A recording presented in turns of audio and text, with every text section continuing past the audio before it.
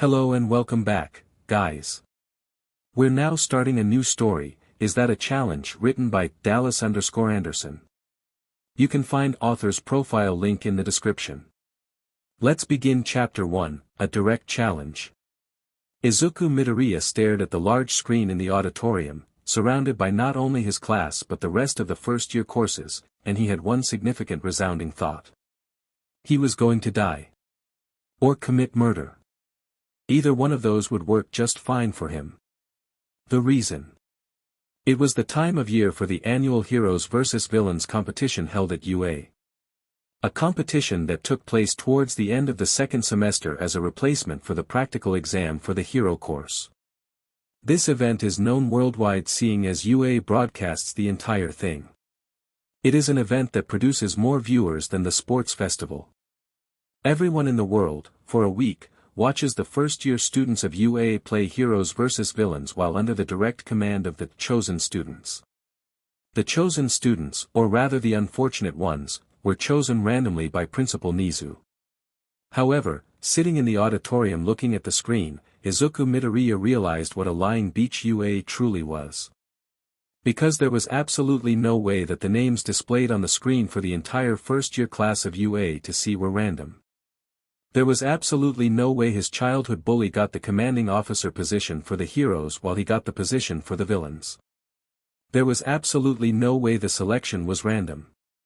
He could feel the eyes of his classmates on him. He didn't even need to look to know that Bakugou was drilling holes into him, as if he were the one to choose to go up against him. He was going to completely and undeniably die.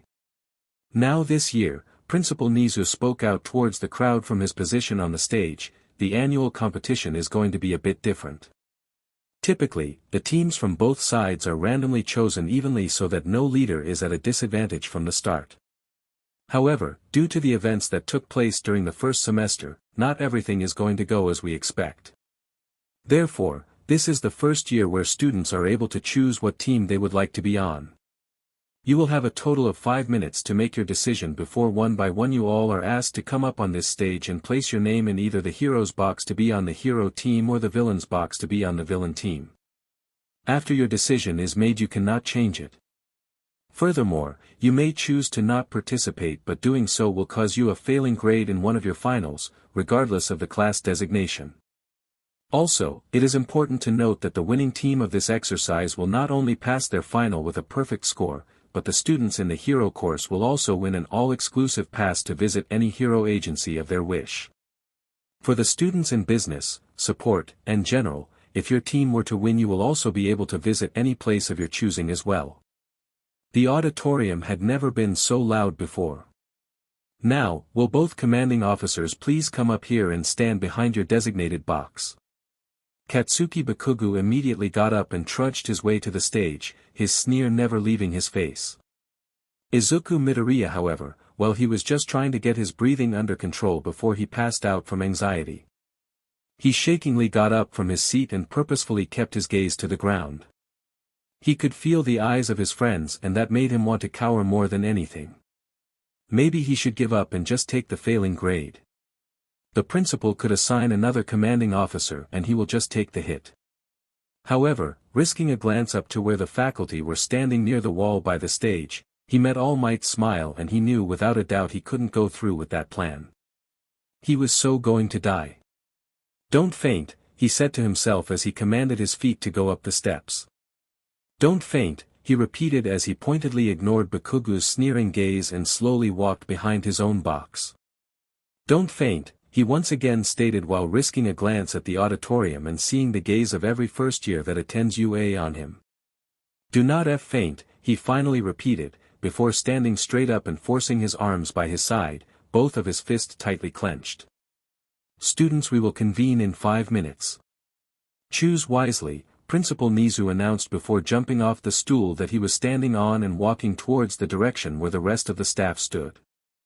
Midoriya surveyed the crowd and saw that almost his entire class were staring at Bakugou, a decision already made from the glint in their eyes.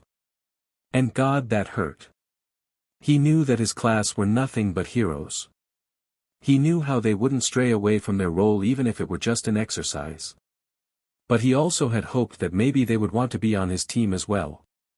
That maybe despite being the villain commander, his classmates would have remembered everything he had done and would put their faith in him. What had hurt the most was knowing from the look in his eyes that Todoroki would not join his team. Yeah, it would have been nice to have his power on his side, but Todoroki was his absolute best friend. He was the one who stood by his side when both of his arms were broken and he felt like all was lost. He was the one who would fall asleep by the side of his bed some nights when his nightmares got too much for him to handle. The one that despite his stoic personality, ranted and raged about the bullying he endured from Bakugou. He was the one who he had an undeniable crush on. But he was also the one who was staring at Bakugou's side, a decision clearly etched into his very emotionless face. Izuku Midoriya felt betrayed. He shouldn't have. It was simply just a school competition where everyone had the right to choose which team to join. But watching all of his friends not even risk a glance to his side, he had never felt so alone before. Or rather, he had not felt that feeling since his last year at Aldra. He desperately tried to catch someone's eyes, anybody's eyes, but everyone was either clearly ignoring his desperation or staring at Bakugou as if he were their savior. He thought he saw some contemplative looks from students in 1B, but their faces quickly changed before they redirected their gaze once again to the hero's side. "I am so going to die," he faintly whispered out, mind so plagued with betrayal and hurt that there was no room for his despair to remain in his inner monologue. After the auditorium got a bit noisy and the staff noticed that the 5 minutes were up, Principal Nizu made his way back onto the stage and up to the stool where he could reach the mic. "All right, students, please one by one come up the stairs and make your decision. Remember, you cannot change your decision, so whatever you choose is final. Let's start with the business course in the front." As predicted, every student from the business course and the rows after chose Bakugou. Not even one person glanced towards Midoriya or even seemed to consider him. When it was time for 1A to choose, he almost wanted to turn away from his empty box in order to prevent the hurt from spreading even more. Ida placed his name first in Bakugou's box, then Uraraka, Azui, and then Todoroki. From the corner of his eye he knew Todoroki was finally trying to catch his gaze, but Midoriya couldn't care less. Todoroki made his choice and forgiveness was a hard thing for Midoriya. In his days of betrayal and hurt, Midoriya almost didn't see the body that stopped right in front of his box, placing a paper with a name inside. If anything, when he finally did notice, his mouth dropped down in shock when his brain finally registered Momo Yaoyorozu standing right in front of him, a sincere smile plastered on her face. What?" Midoriya spoke out for the first time since he stood on the stage. He was imagining things. That was the only and most logical explanation to why Momo Yaoyorozu was standing in front of him, declaring herself to be on his team. Despite his obvious shock, Yaoyorozu just smiled kindly at him before leaning over the box to whisper into his ear. "I believe in you," she stated. "You are the most hard-working person I have ever met and the plans that you come up with are legendary. I know I will never be able to conjure up the plans you do. I believe in you and I know without a doubt you would win by yourself if it came down to it. But I would really like a perfect score on my final, so please don't mind my interruption." Izuku Midoriya knew he liked boys since he was little. So he absolutely did not have a blush on his face once Yaoyorozu leaned back and smiled at him once more. "Oh, yeah, of course, thank you," he quietly responded, making sure the tone of his words conveyed how grateful he was that someone from his class believed in him. Yaoyorozu simply just smiled at him once again, before making her way down the stage and back to her seat. He could feel the murderous rage coming off of Bakugou, which fair, Yaoyorozu was an all-rounder and had an incredible quirk. However, he wouldn't even let the emotion the other was feeling bother him. He had someone on his team. Someone who not only had an amazing power, but was just as smart at executing plans. He suddenly didn't feel so alone anymore. Betrayed still definitely, but alone not so much. If anything, his brain was already coming up with ways for the both of them to win the entire thing. Maybe that is why he almost missed the obnoxiously loud voice announcing themselves as they made their way towards his box.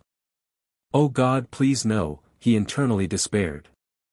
Nito Monoma painstakingly shouted, it seems as if 1A, with the acceptance of one person, has abandoned their own classmate. Well, dear old Izuku Midoriya, do not fret, for I, the phantom thief of 1B, shall assist you in taking down the sum of 1A. You really don't have to, Midoriya pleaded out. He would accept any help he could get, but Monoma. Really? Before he could announce his refusal again, Monoma placed his name in his box and shrieked some nonsense down the stairs as he was making his way back to his seat. Midoriya at that point was just plain confused. Monoma was the only one from 1B to be on his team. Even Kendo went to Bakugou's team. Oh well, Midoriya thought, at least Monoma is well tuned with his quirk and can be a great assist. After all of 1B was seated, he noticed how 1C, the General Studies course, was up next. He saw how the purple-haired boy who he fought at the sports festival, Hitoshi Shinso, stopped next to Aizawa-sensei and Yamada-sensei and exchanged a few words before making his way up the stage with the rest of his class. He also noticed how Shinso's gaze never wavered from his own. Please, he internally pleaded. Having Shinso on his team would change many things. There were so many plans he could come up with and scenarios where his quirk would be perfect. Please, he pleaded again. Hope was not on his side with Todoroki earlier, but it was when Shinso stopped in front of his box and dropped his name into it. You better not fail, Shinso muttered, before making his retreat down the stage. Typically Midoriya would cower into himself once talked to with the tone that Shinso just spoke to him in, but if anything, Midoriya just felt more powered up. He knew Shinso did not like him, but yet, he still went to his team. He would not fail the only 3 members he had on his team out of 4 now, if the screeching of 10 million was anything to go by. 10 million, Mei Hatsum of the support course shouted, you have very few members on your team. She announced, as if that were something he should be proud of. Yeah, I noticed, he kinda snarked back, the hurt still lingering from earlier. However, before he could feel bad for his tone, Hatsum just grinned widely and dumped her crumpled up paper with her name in his box. Perfect. She screeched once again. Absolutely perfect. Few people means that the camera will only pick up what the very few people are doing. Which means my babies will be the center of attention. Which means my babies will get recognition. Perfect. Oh, this is just so perfect. Hatsum just mumbled on and on about how perfect his team was for her babies as she too descended the stairs. Midoriya could only just shake his head fondly. He should have known that was what it was about. But if anything, Hatsum's inventions could come very handy to him, so he shouldn't be bothered that he was being used just as Ida was used during the sports festival. 4 is better than 3, I guess, he uttered out. Yeah, well, 95 is better than 4, so I guess you're SHT at counting and knowing what's better and what's not, you DMN nerd, Bakugou ranted out, finally speaking to Midoriya. Well, actually it would be 94 since you yourself do not count, so I guess it isn't me that's not good with counting. Yup, he was going to be murdered if the explosions coming off the other boy's hands were anything to go by. It was the betrayal, that is why he said what he said. The betrayal was ruining his sweet precious mind. Bakugou's explosions were quickly shut off, which only meant that Aizawa-sensei was off to the side, glaring murderously at Bakugou for making him use his quirk. Serves him right. After a few more minutes of the remaining courses choosing Bakugou, the selection process was finally over. Midoriya thought he should have been more upset by how small his team was compared to the others, but he wasn't. If anything, he was overjoyed. Yaoyorozu was right earlier when she said that he would find a way to win just by himself. There was absolutely no way he would fail. But now he had a team of 5 people. 5 people whose quirks would fit perfectly into his plans. 5 people who now would win with him. Since Bakugou's team is quite large, Nizu spoke out into the mic, Gym Gamma will be your training ground as well as meeting room for this exercise. The next week of classes are cancelled and obviously the week after that is the competition. Although the staff and myself would have liked to have more students on the Villan's team, you all chose your teams by your own will and therefore, the numbers will stay the same. Commanders, you will have the rulebooks handed out to you tomorrow during homeroom. Midoriya, since your team is quite small, you can meet wherever you like, just give the teachers a heads up. Midoriya could only nod as Nizu continued. And finally, first years of UA, make not only the teachers, but the world proud. Show everyone why UA is the best, and will remain the best for years to come. Use your quirks. Use your training. Use your intelligence. But most of all, go beyond, plus ultra. After the cheer which everyone contributed to, Bakugou stomped off the stage and out of the auditorium doors with 94 students following him. Midoriya got down from the stage as well, but stayed near the stairs as his 4 teammates walked up to him. They were all looking at him, waiting for directions. They all had glints in their eyes which reminded him of a rabid animal, ready to pounce on their prey. He could only smile back at them, with the same feral glint in his eyes. Izuku Midoriya was the sunshine boy of Class 1A. However, never let it not be said that he also had a feral side to him once he was challenged. And with 94 students choosing his bully instead of him, he will take this challenge very seriously. Are you ready? He manically spoke out while walking the opposite directions of the other team towards the side doors. For what? Hatsum asked. Izuku Midoriya only offered them a smirk from over his shoulders before pushing the double doors in front of him open and walking out, his team following closely behind. He finally stopped in front of the support department's lab before turning fully around and facing his team once again.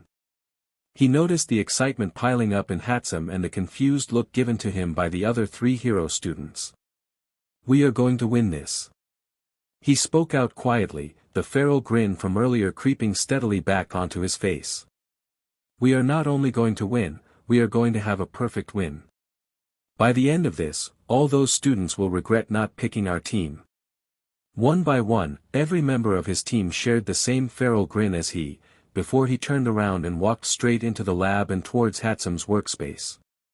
After all, when challenged and betrayed, Izuku Midoriya always found a way to win. Chapter 2, The Beginning of a Team. Nizu, do you really think the size of young Midoriya's team is alright? All Might announced, making his way into the staff room. Almost every first-year teacher was present. The only presence missing was Power Loader Sensei since he was responsible for overlooking Midoriya's team in the support lab. Oh yes, Nizu responded, seeming happier than he had in a while. From within the sleeping bag on the couch, Shota Aizawa just watched the interaction with narrowed eyes. Sir, with all due respect, young Midoriya is going up against 95 students. Doesn't that seem a bit unfair to you? All Might once again put his input in. Do you not believe in the problem child? Aizawa spoke up for the first time still with narrowed eyes, slowly getting up to a sitting position on the couch, body still comfortably inside the hideous yellow sleeping bag. No. All Might responded loudly. I believe in young Midoriya to the fullest. However, it's 5 against 95. That is hardly fair. What's hardly fair is Midoriya's favorite teacher not believing in him, Aizawa snarked back, almost as rude as the barking Pomeranian would have. All Might just stood from his position in the room, with his mouth failing open and closed at a loss for words. Aizawa should have felt bad, but he didn't. He believed in his problem child. Plus his adoptive son, Hitoshi, chose to be on the problem child's team after making sure he wouldn't be considered a true villain if he were to join Midoriya. He had no other choice but to believe. I think the little listener will be just fine. Hisashi Yamada spoke out, if anything, we all will be able to see how the green bean not only works under pressure, but also at a disadvantage. Yes, that is quite correct, Nizu spoke once again. Oh, to be at such a disadvantage, it truly makes you wonder how Midoriya will overcome this obstacle. I believe we will finally get to watch the mind of a truly remarkable student in 2 weeks' time. Oh, I just can't wait. If Nizu's tail wagged, it would be swinging back and forth with glee. Heaven help us all, Aizawa thought, before trying to go back down in a supine position and close his eyes. However, the small dad coming from the entrance of the staff room, made him immediately sit back up. Sure enough, Hitoshi was shyly standing by the front, wanting only his dad's attention but instead, having every pair of eyes in the staff room's attention for F's sake, Shinso internally berated himself. Nosy F airs, Toshi. Yamada responded instead of Aizawa, is everything alright? It took about 5 seconds for Shinso to respond, seeing as he was trying to get his breathing under control from all the eyes of the teachers present staring at him. Oh yeah Papa, everything is fine. Well, Midoriya's team, we wanted to ask what objects we were allowed to use. Like, are we all able to use guns and knives? If Shinso didn't have the attention of every member of the staff room before, he surely did now. Knives. All Might spluttered. Guns. Snipe shouted. Is your team being naughty? Midnight smirked out, Shinso refusing to admit he blushed. Oh, for F's sake, Aizawa muttered. And why do you ask? Nizu responded instead of Yamada, his beady eyes already seeming overjoyed. The rule books will be handed out tomorrow with all the information available. Well, Shinso quietly uttered out, we wanted to get started right away with forming plans, and Midoriya, you see, he wanted to know what was alright to use now so he wouldn't waste his time crafting useless plans tonight. I see, Nizu responded almost proudly, well, since you asked, the rules of what is allowed are simple. The hero team can only use what is already included on the hero course's costumes, while the other courses on the hero team can use whatever they want, but it has to be approved first. So for instance, Bakugou can still use his gauntlet since it's a part of his costume but nothing else, while members of the support course on his team can use any support item of their choosing, it just needs to be approved beforehand. As for the villain team, you can use whatever you like. You do have hero course students on your team, but since it is the villain team, the rules of the costumes do not stand. It goes without saying that killing is absolutely not allowed, so there should not be any actual bullets in the guns or sharp edges on the knives. However, guns and knives are allowed if the bullets are replaced as well as the edges of the knives. If you were to use them, again the teachers would need to look over the weaponry and make sure the objects will not severely injure or kill. Shinso stayed quiet the entire time, taking it all in, doing his best to remember everything when he had to report back to Midoriya. So if we were to use guns, Shinso retorted, and let's say replace the bullets with RBB pellets or paintballs, how would you know for certain if the opposing team is out or not? Oh well, that is simple, Nizu cheerfully stated, the cameras that will be watching all interactions have a built-in system, courtesy of Power Loader, that assesses any damage done to a person. The results are not shared with the public that is viewing the games, but instead the information is sent to the teacher's viewing room computer system. If the cameras report that damage was done to significant area of the body and in a real-life scenario would lead to death, then one of the teachers will speak into the earpiece. Every participant is required to have to notify of their status, and then that said student would have to pretend to be killed by not moving until a teacher can come and collect them. I think I understand, Shinso replied. So if we were to use a bomb filled with stick-on color powder, and that said bomb went off and got on several students, the cameras would assess the potential damage done and then the teachers would rule out if the student would have died or not if it were real. Exactly, Nizu announced at the same time that Vlad King yelled, bombs. Alright, thank you for the clarification, Principal Nizu, Shinso responded while quickly bowing and taking his leave, rushing to discuss his findings with Midoriya. Sir, guns and knives are fine, but bombs. All Might stuttered out, becoming more and more uncomfortable with the images of what was to come. You forget Toshinori, Nizu said, this is a competition, yes, but it is also a heroes versus villains competition. You cannot win on either side if you do not play the role to the fullest. I have already arranged for the week after the exercise to be solely dedicated to Hound Dog and the services he provides. This exercise will affect the students, just as it has every year. And we will offer all the services available, just like we have every year. This competition is hard to watch since we know the students and the students know their peers. But that is simply not the case in the outside world. We do this to prepare the students for the evils that are to come once they leave the walls of UA. And the villain team. All Might fired back. What are they supposed to learn? How to survive in spite of setbacks, Nizu responded. Izuku Midoriya knows how to survive, as I am sure you already know, but a few members of his team do not.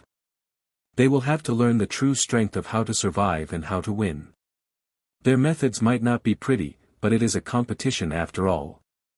And with Midoriya leading them, I do believe this year will be the most exciting show yet. More exciting than the last Villan team that won, which was more than 25 years ago. But young Midoriya is a dash. All Might tried but was interrupted.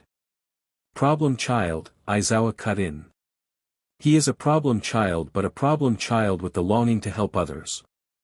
He will take this task seriously because I know that despite being a hero through and through, he wants to prove himself more than anything. Say All Might, shouldn't you know your favorite student more than me? Shota Yamada quietly admonished, but Aizawa did not care one bit if his words hurt the older hero. Call him salty that Midoriya liked the big buffoon more than him if you'd like, but no one will underestimate his hard-working self-sacrificing problem child in front of him. Midoriya will be fine, Aizawa continued. Why? Well, All Might, seeing as you do not know your favorite students, I guess I'll have to enlighten you. Now young Aiza All Might tried again, but was once more interrupted. Problem child will be fine because he was challenged. In all of the training given to him, he did the best when an impossible challenge was right in front of him. He will win, not because he is a hero, but because he is a problem child who hates being underestimated. I think it's about time you stopped underestimating him as well. With those words, Aizawa just flopped back down on the couch and closed his eyes, embracing the sweet relief of sleep. All of the staff just stared at his sleeping form shocked, while Hizashi just looked fondly down at his husband. The grump loved his green-haired student almost as if he were his own son, and even though he would never admit it to himself, it seems as if he would defend the boy even to the number one hero's face. All Might just stared at the wall, cheeks flushed with embarrassment and shame. Oh yes, Nizu once again spoke out to the deathly quiet room, this year will be the most exciting show yet. So are we really going to make bombs? Yaoyorozu asked Midoriya, who was grinning at all four of them with the same maniac gleam in his eyes that appeared after Shinso came back and told them what the principal had said. Yes, we certainly are, he announced, before turning to Hatsum and asking if it were possible. A bomb? Hatsum asked when responding to his request. You want me to make a bomb baby?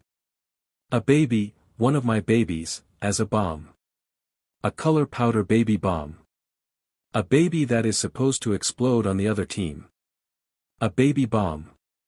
Well yeah, Midoriya SHLY confirmed, hand coming up to run through his curls behind his head in an act of embarrassment. 10 million, you are a genius. Hatsum yelled before running towards him, kissing him on both cheeks, and then rushing off to her station, muttering, I am going to make the most absolutely amazing jaw-dropping contract signing color powder baby bomb ever. Midoriya did not blush. However, Yaoyorozu's laughter would say differently. Alright, slightly less sum of 1A, what shall I do? Monoma asked, refusing to admit that the golden boy of 1A plans were slightly interesting. Yaoyorozu, can you and Monoma work together with your quirks? Let him copy yours and then teach him how he should create things. If we are able to have 2 creation quirks, the victory will be ours in less than 7 days. Yaoyorozu just politely smiled at him once again, before she started to pull a shrieking Monoma into the corner to start discussing her quirk. And me? Shinso rudely asked. Midoriya just stared at him silently before he too grabbed Shinso and pulled him into the opposite corner. You and I are going to talk. Let go of me, Shinso snapped while pulling his arm from Midoriya's grasp. Okay, I'm sorry, I shouldn't have grabbed you. But please, just please, can we talk, Midoriya begged. And why should we? Shinso snapped again. Well, you chose my team. I am not sure why, but you did, and I want us to win, but I want us to win as one. So please, can we just talk for a bit? Shinso assessed Midoriya for a couple of seconds before he finished the walk to the corner they were heading to, and leaned against the wall with both arms crossed in front of him. Midoriya joined him only a few moments after, placing his body into a similar position. "So talk," Shinso demanded after a few moments of tense silence. "You wanted to drag me over here to talk, so just get it over with." "Right, yeah," Midoriya stuttered. "If I didn't think it through this much," he internally screamed at his idiotic self. He stuttered out once again, "I just wanted to ask, why do you hate me? I mean, if you're mad I beat you at the sports festival, I completely get it and all. But just for this exercise, can you just not hate me and then immediately hate me right after?" Shinso gaped at Midoriya as if he were a fish out of water. "You think I dislike you because you beat me during a competition?" Yeah." Midoriya responded, voice quieter than he would have liked. "Well, you're wrong," he spoke out. "It was a competition, I couldn't care less if I lost or not." Which was a lie, but he would never admit that out loud. "I dislike you because you were born with everything I had wanted. You have a strong quirk, friends who like you, probably an amazing home life, and a rival who is the strongest in your class. It's hard for a villain kid like me to like someone who was born with everything." Midoriya kept his gaze towards the floor. "I can't tell him," he argued with himself. "I can't, he will hate me too, I can't, don't say it, don't say it, don't say it, don't," and he was saying it. "You're wrong, you know. I didn't have everything." "What?" Hitoshi snapped out. "I didn't have everything," Midoriya once again said, gaze still directed towards the ground. "I didn't get my quirk until the entrance exam." He blatantly ignored the audible inhale Shinso took next to him. "I lived almost my entire life quirkless. The activation for my quirk required muscle mass. And since I was a small and lean child, if I had my quirk when I was younger I would have blown off my limbs. I guess my body was just protecting itself from me. Either way, I didn't have any friends growing up. No one would even look at me, and if they did, it was with nothing but pity or disgust. The first friend I made was Uraraka, who I met at the entrance exam. I don't have a good home life. My dad left once my diagnosis came in and my mom blames me for his departure. She never hit or yelled at me, so I guess I can be grateful for that, but she pretends as if I do not exist, which to be honest hurts more. At least if she hit me I would know she knew I was there. And my rival, well, he's more of a bully than anything. I went to school with him when I was younger and let's just say he doesn't like weak people. My friends know how he treated me and yet, they still chose his side. Todoroki, the boy who was supposed to be my best friend, never even considered joining me. He didn't even look at me even if he knew more than anyone how I was treated. So you can dislike me, I can't change that. But I am not perfect and believe me, you don't want my life." Midoriya ignored the silent tears streaming down his face. Shinso was quiet for a few minutes before he said something that shocked the tears right off of Midoriya's face. "I am a villain." "No the F you're not," Midoriya interrupted outraged.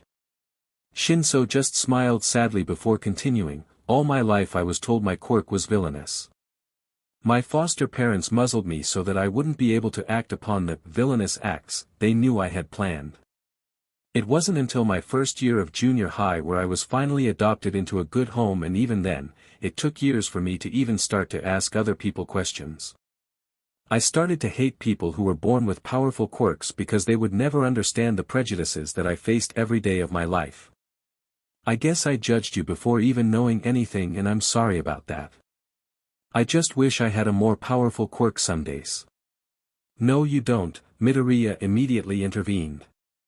What?" Shinso asked, confused. "Your quirk is the most powerful one I have ever seen, and my favorite hobby is analyzing quirks.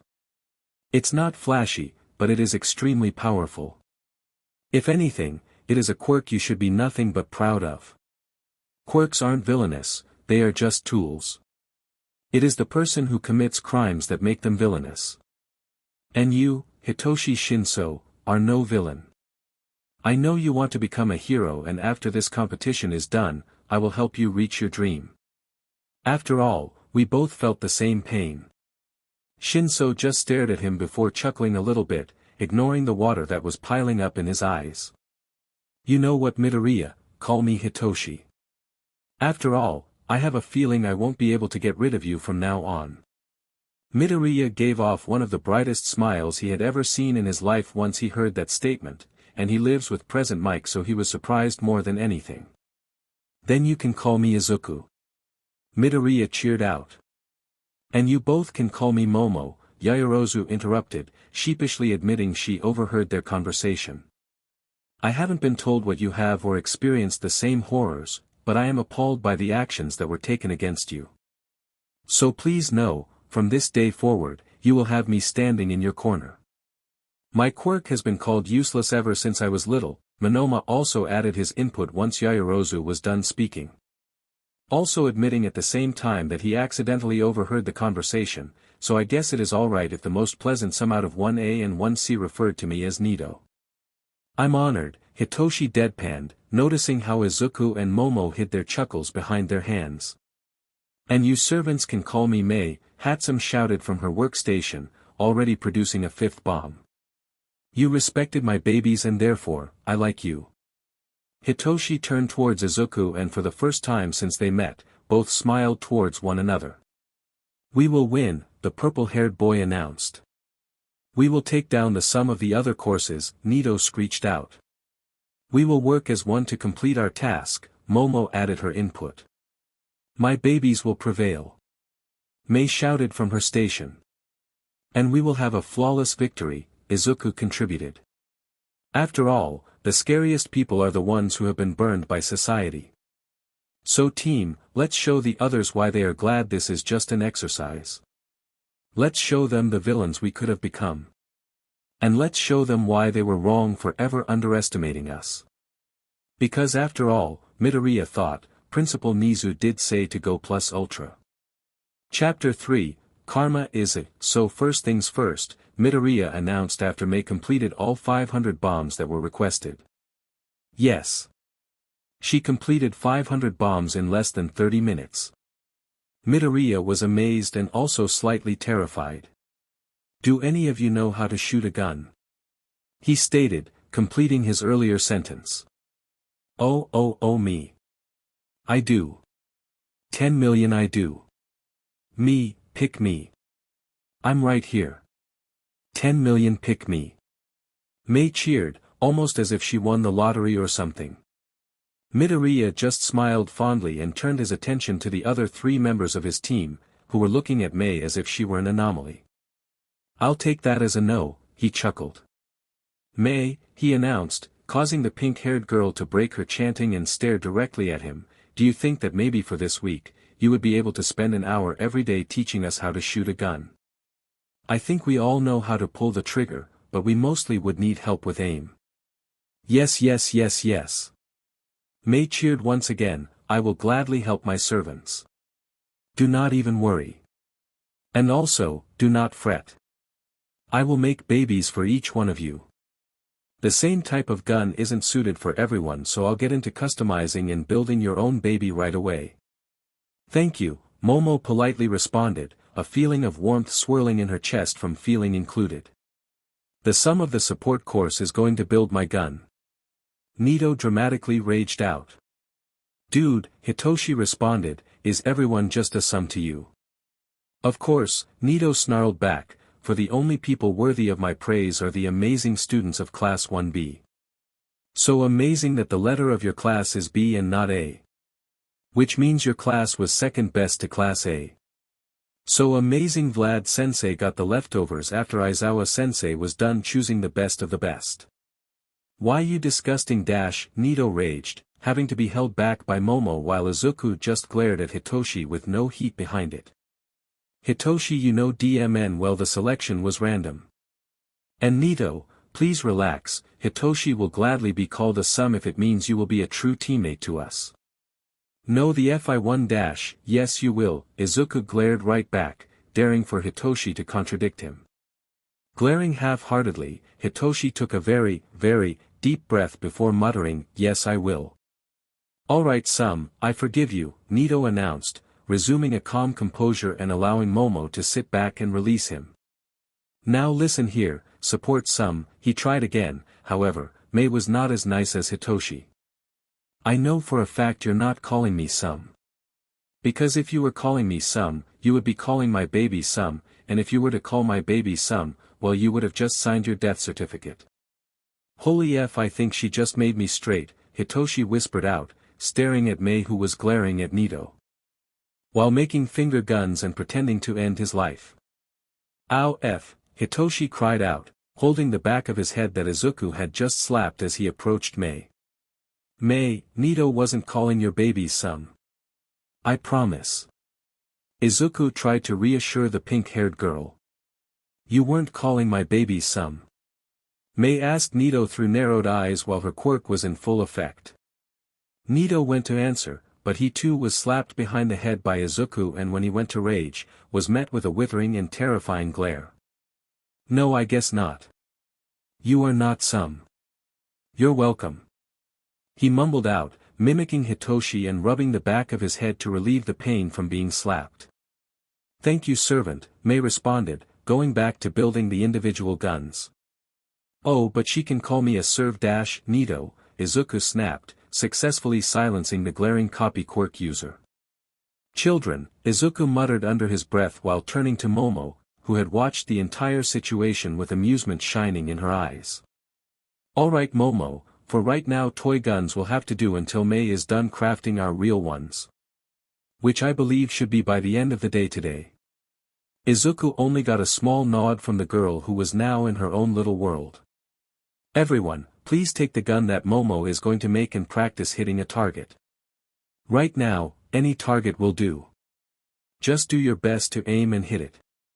Sir, yes sir, Hitoshi replied, saluting him. Nito also nodded his head, suddenly seeming interested in the task. Now, Midoriya began, class is almost over and I am sure you guys are tired. Go back to your dorms and practice everything I had told you earlier. We will convene tomorrow after homeroom since that is the last day of our classes for the week. Take a deep breath, we got this.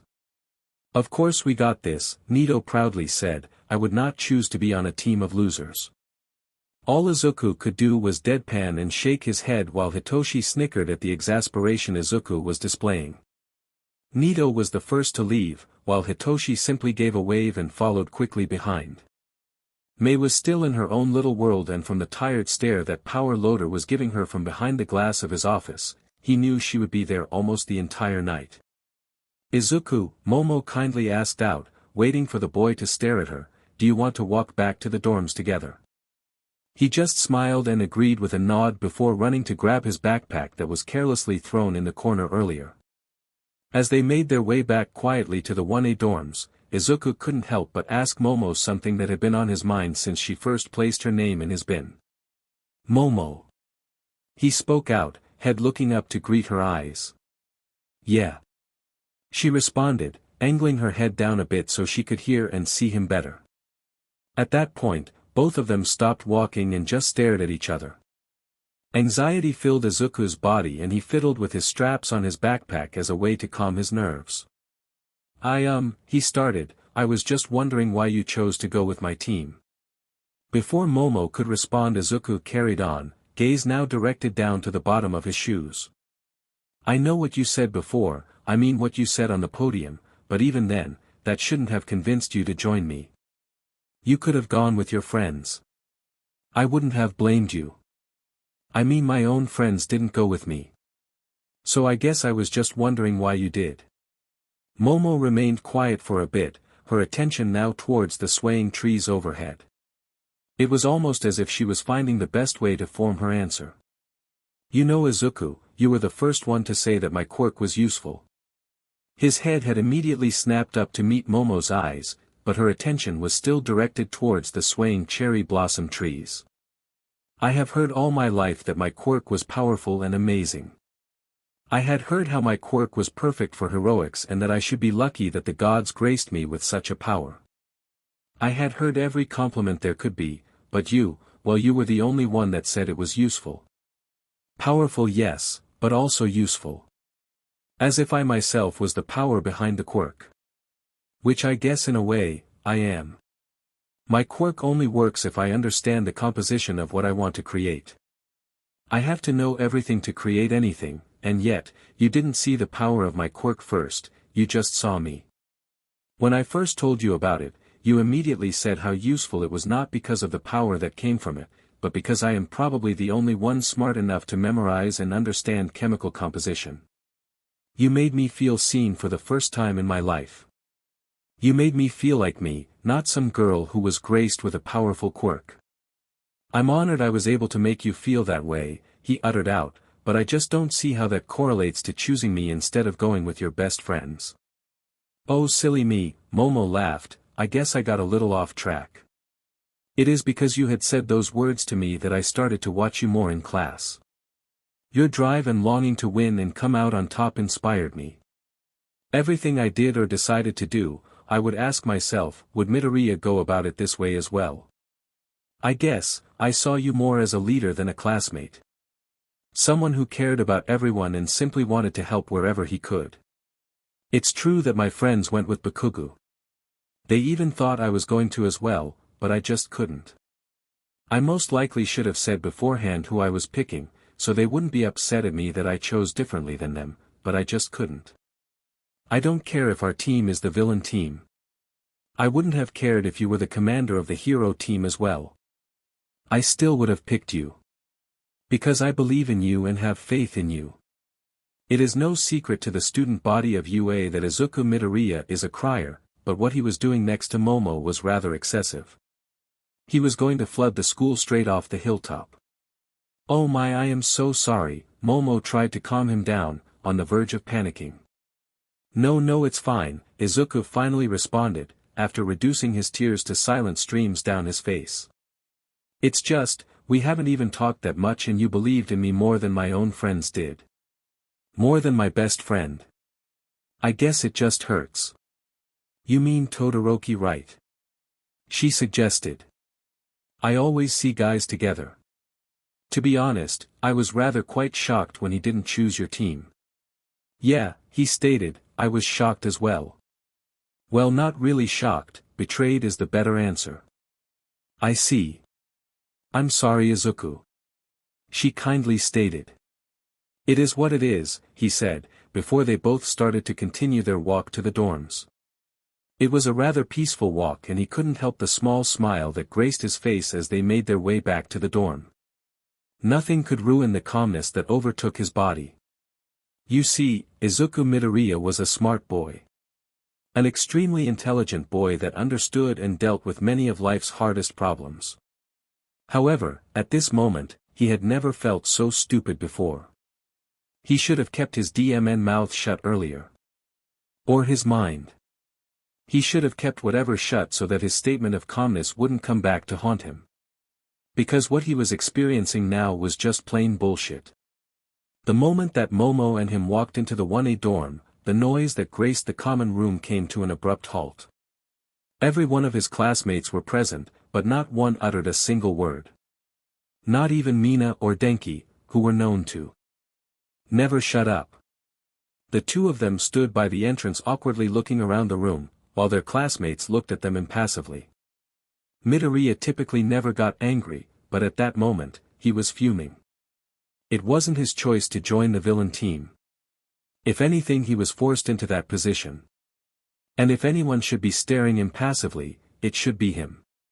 He was the one that stood on that stage earlier in the day while his entire class, except Momo, blatantly chose against him and indirectly clarified that they didn't believe in him.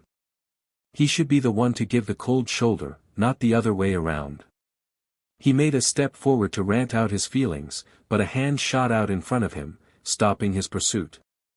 He immediately turned to Momo, ready to argue, but the look on her face caused him to halt. There was understanding etched onto her face, yes, but there was also a hint of anger that lay behind her eyes. She too was angry about her classmates' behavior, she was just approaching it more gracefully. Izuku, she calmly spoke out, slightly smiling at the gasps that escaped from her peers. It was no secret that the heir of the Yaoyorozu family only behaved respectfully towards others. She had never used a first name before. Even Jiro, who was her best friend, was never graced with her first name coming from Momo Yaoyorozu's mouth. Sneaking a peek, she could see the hurt that was present on Jiro's face, but she couldn't find it in herself to care. Her best friend made her choice and she made hers. There was nothing more to it. Izuku, she once again repeated after gaining her composure, remind me again, are we meeting at the same time tomorrow? Izuku was confused because he knew he had just told her the plans 15 minutes prior, but then it suddenly clicked, and he couldn't help the smirk that graced his face. No, Momo, he too ignored the gasps. I said we would meet later in the evening. I need to go visit my mom before I won't be able to talk to her for a while. I know we don't have a lot of time to prepare, but one day won't hurt us and I'll make sure we train harder the day after tomorrow to make up for it. Momo faked understanding, and the entire class was eating it up. Stupid F nerd, Bakugou barked out from his position on the couch. Midoriya made sure to bury the hurt that surfaced when he saw Todoroki sitting close to him before he answered. May I assist you with something, Kaken? He sweetly asked, making sure he smiled wider and his eyes became bigger. You know you're going to get your F. I don't know why you're smiling over there like an idiot. One day of extra training won't do you any F good. Bakugou raged out. And here I thought you were going to compliment my devotion, he pouted, making sure to dramatically drop his shoulders into himself. Oh well, I would say good luck and to do your best because your hero will be watching, but we both know All Might will only be paying attention to me the entire time. Was that petty and egotistical? Yes, yes it was. Did it feel good to see the shock in Bakugou's eyes for once? Yes, yes it did. UF extra I'll F you, Bakugou yelled out, jumping up with small explosions coming from his hands, having to be held back by 4 of his classmates. Whoops, did I say that out loud? Izuku dramatically cried out, almost as if he didn't really mean what he said. However, the smile on his face and look in his eye told a different story. Momo was trying to contain her laughter behind her hand and Izuku's friends were looking at him as if he were a different person. And maybe in that moment he was. What can he say? Karma is this is unheroic behavior. Midoriya, Ida tried to intervene, arms chopping in their normal robotic way. Good thing for the next 2 weeks I am not supposed to act heroically, huh? Izuku would forever deny the joy that appeared in his chest when the class president was suddenly at a loss for words. He had never spoken back before to him. And he more importantly had never talked to him in the way he just did. He had to reel himself in though. It was not the time to act this way. In a week though, that is when he will let loose. And his classmates will be in for one hell of a surprise. Izuku turned to face Momo before bowing lightly and offering a good night. However, she too said she was going to bed and they both made the movement to head toward the elevator. However, before he got a chance to completely turn, a voice spoke out. Midoriya, he heard from in front of him. He knew it was Todoroki. He didn't even need to lift his head to know. He could recognize that gruff voice anywhere. But the pain in his chest from the betrayal had not subsided and if he spoke to the dual quirk user now, he would break. And Izuku Midoriya would not break in front of the class. Momo gratefully saw his turmoil and simply brought him into her arms before turning them completely away, and started to walk them both towards the elevator, no word spoken to the class. No word spoken to their respective so-called friends. Once safely behind the elevator doors, Momo released Izuku, who just murmured a quick thanks. After responding with a quick smile, she squeezed his hand one time before leaving the elevator once the doors opened, indicating they had already arrived at her floor. Izuku, she spoke out to him, making sure her body was turned enough so they could talk face to face. I will help you take them down. It's hard when you're being underestimated. It's even harder when you're not being believed in. I'll help you, and like you have been saying since this team was first formed, we will win. Izuku gave her the biggest smile he had in his arsenal, before responding, yes we will, as the elevator doors were closing. He was able to see one last smile before the doors closed completely and it was just him and his thoughts for the first time since the auditorium. Midoriya made his way to his room, making sure to lock it once inside in case any unwelcome visitors decided to make an appearance later. He had just put down his backpack when he felt his phone vibrating in his pocket.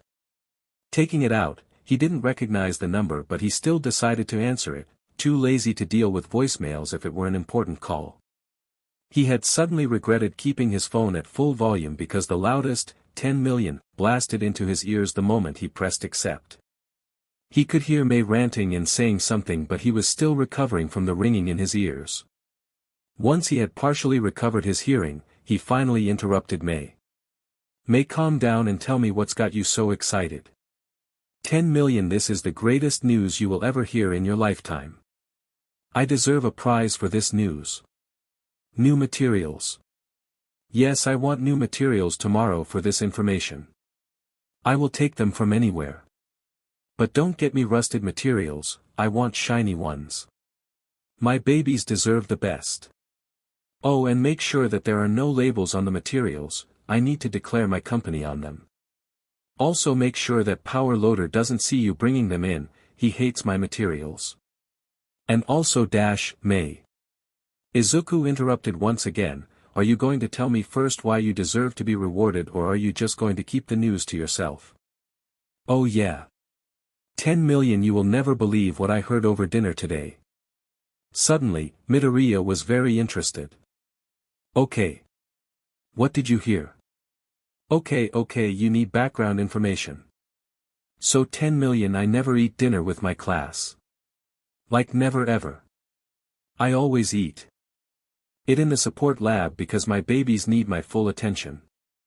However, today I was forced to leave after I finished the guns. Oh yeah, they are already finished by the way.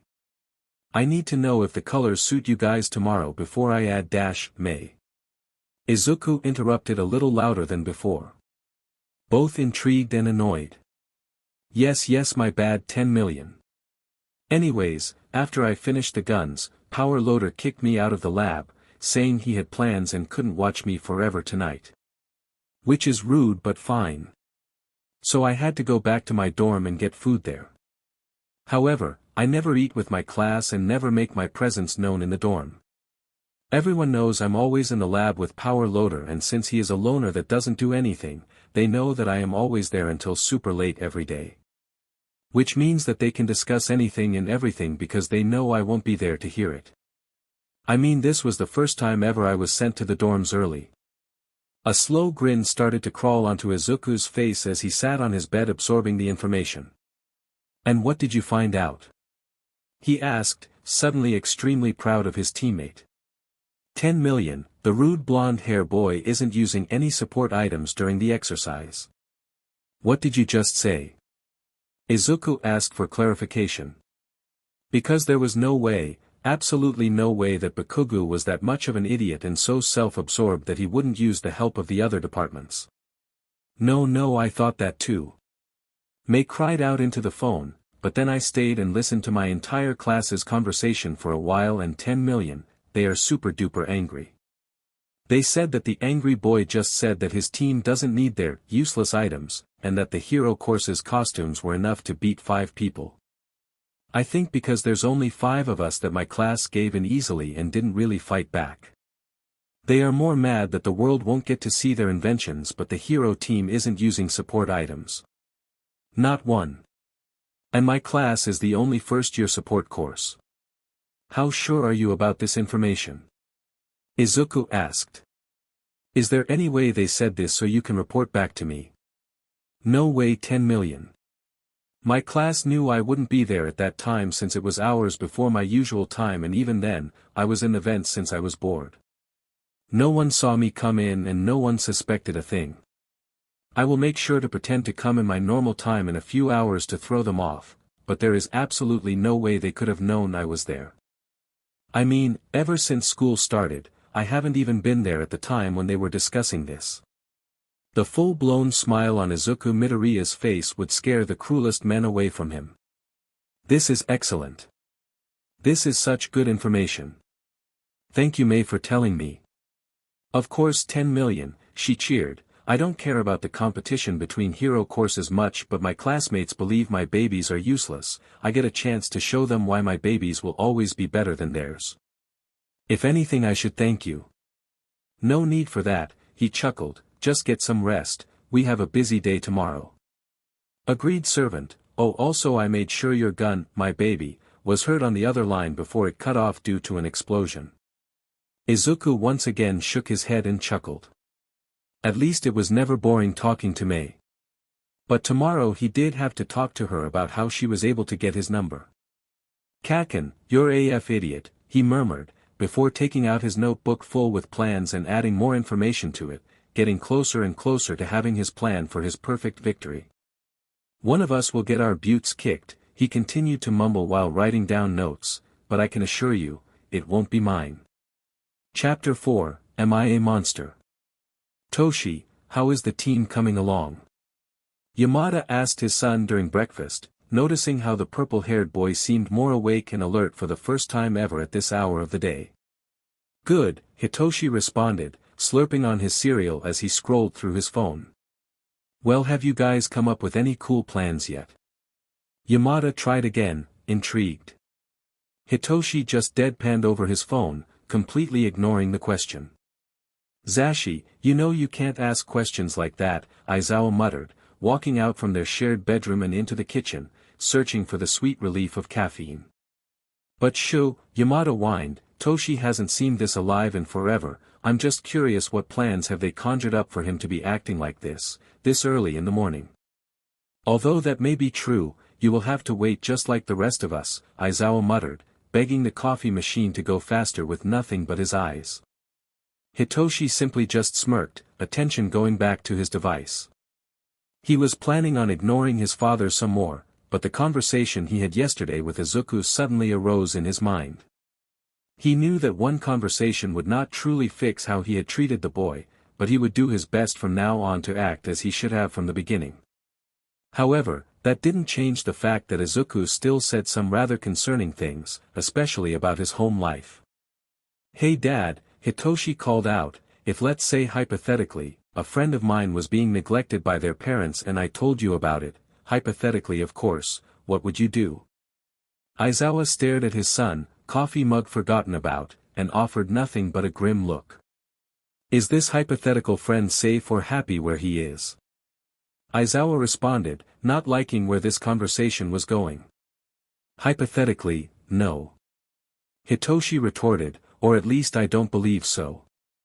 Aizawa just stared at him again. Hypothetically of course, Hitoshi announced, feeling as if he had to clarify that for a third time. Well then, I would first ask the friend themselves about the situation, and then go from there. Aizawa finally remarked.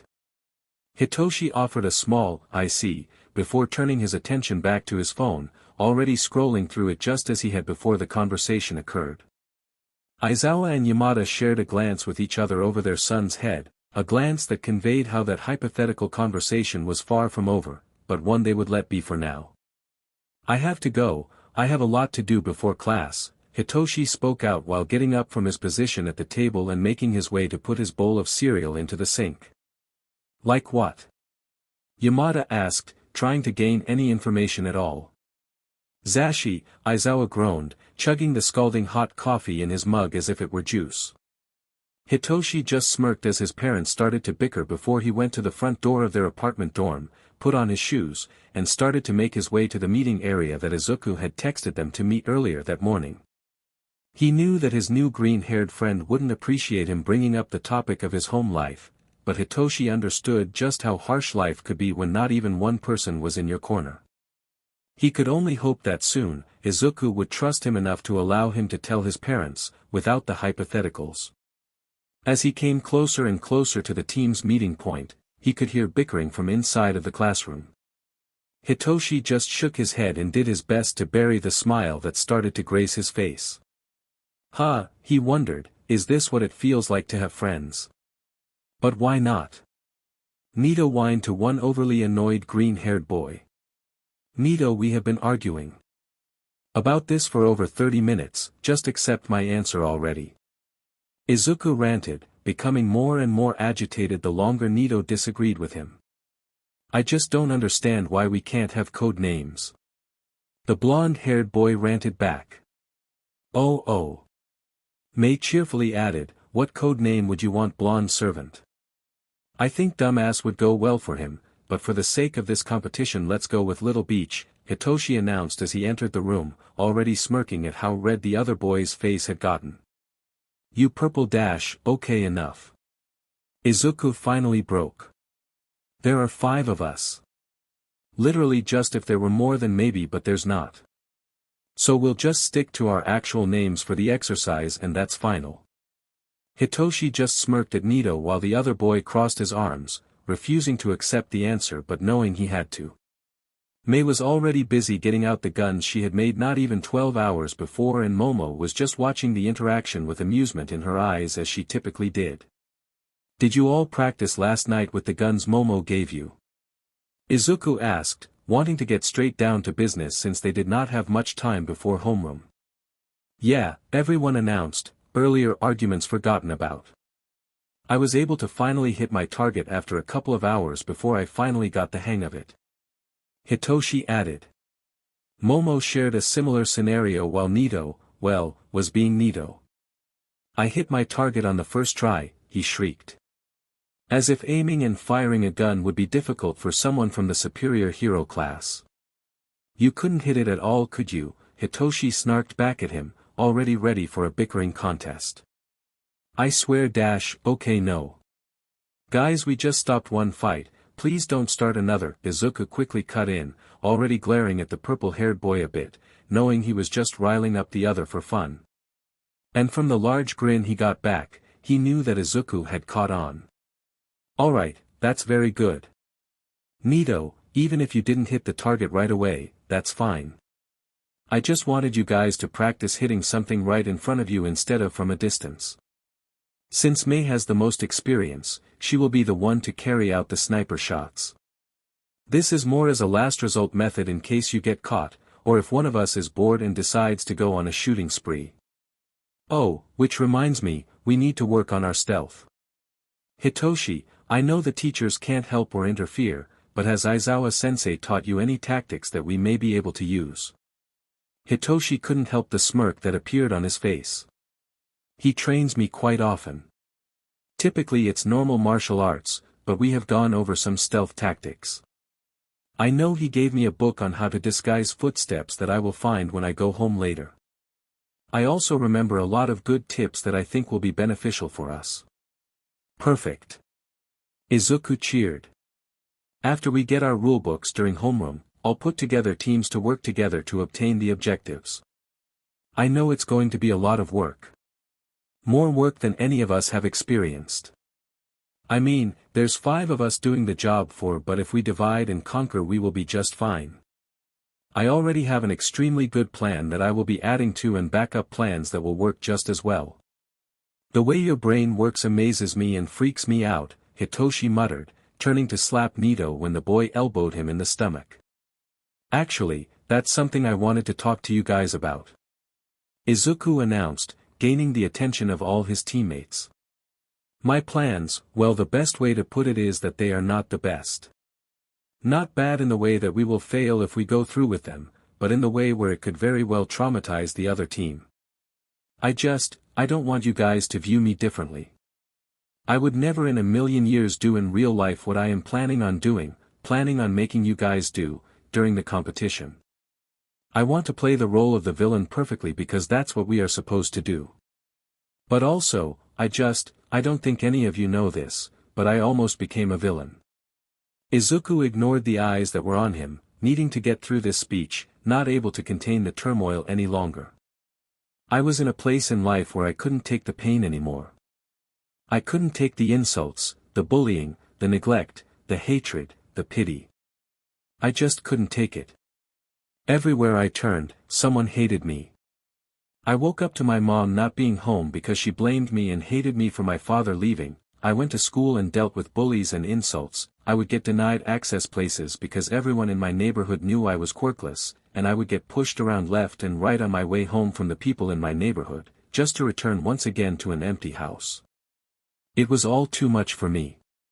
And I just got so angry that I wanted to make the people that had hurt me hurt too. But I just couldn't. I couldn't go through with it. If I did become a villain, that would have meant that everyone who did me wrong would win. That I would be proving them right. So then, you're scared that we will see you the same way with your plans, Momo asked, feeling nothing but sorrow for the bright-eyed boy she met on the first day of school. I'm scared you will think of me as a monster, Izuku finally admitted. The plans I created for this competition are plans I have already considered years before. And in a way, I'm excited to show the world my plans. I know I shouldn't feel this way, but I do. I want to play the role of the villain perfectly, because I want to show the people who knew me before, just how much damage I could have done if I was weaker. I want to scare the other team to the point where they will finally understand how fragile the human mind can be. I want to prove to everyone that although I almost became a villain, I'm training to be a hero. I know I shouldn't go through with half of these plans. I know it's vindictive of me to take my frustrations out on our peers. However, out of 98 students, only 4 chose me. Only you 4 believed in me. I guess, I just want people to understand that anyone, when pushed, has the potential to become their worst self possible. Izuku, after his speech, refused to look up from his gaze on his feet.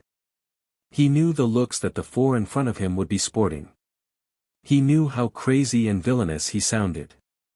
But he also knew that if any of them said anything about his plans, he would change it in a heartbeat.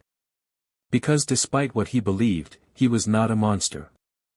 I think, Hitoshi began, Izuku holding his breath, I think you're awesome. He finally concluded.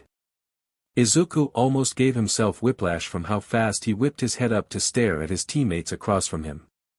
Where not one of them held the look on their face that he believed they would hold.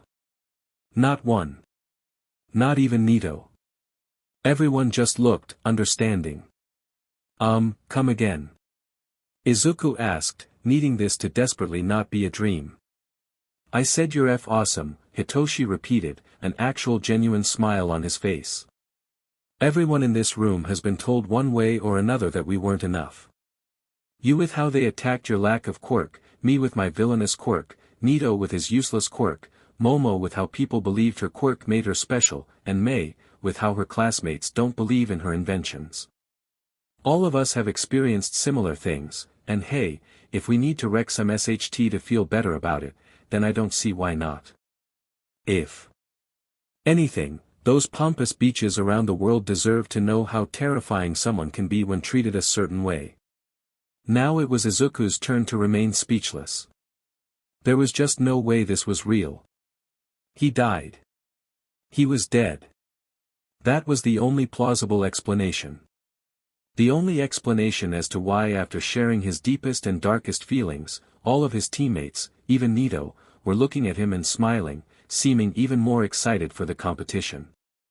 You're not a monster 10 million, Mei stated. Not good with feelings but knowing if it were coming from her, Izuku would understand the severity of her statement. And from the immediate tears that she saw pile in his eyes, she knew she had made the right choice. You're absolutely not a monster, Momo also added her input. If anything, I am now more in awe of your determination to remain good, even with all that you have been through. It is true that Class 1A is filled with some, Nito added as well. But out of everyone in that class, you are the one who I dislike the least. And this does not change that.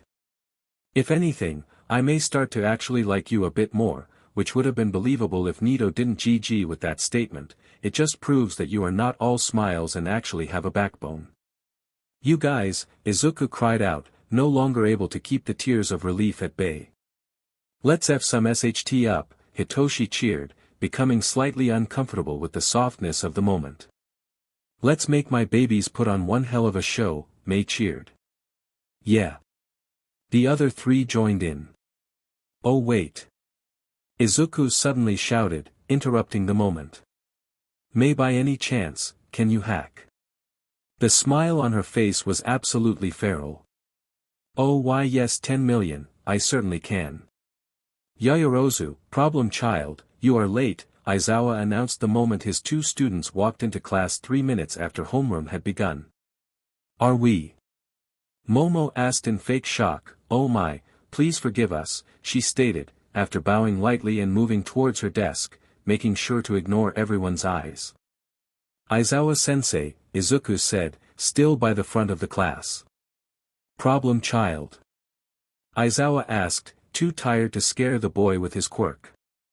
Did you pass out the rulebooks yet? Aizawa would deny it to anyone that asked, because he certainly did not chuck the rulebook into his problem child's face, a small smirk on his lips when he heard the spluttering from the boy that he had started to become fond of. You could have at least given me a heads up, Izuku muttered quietly, while making his way to his seat.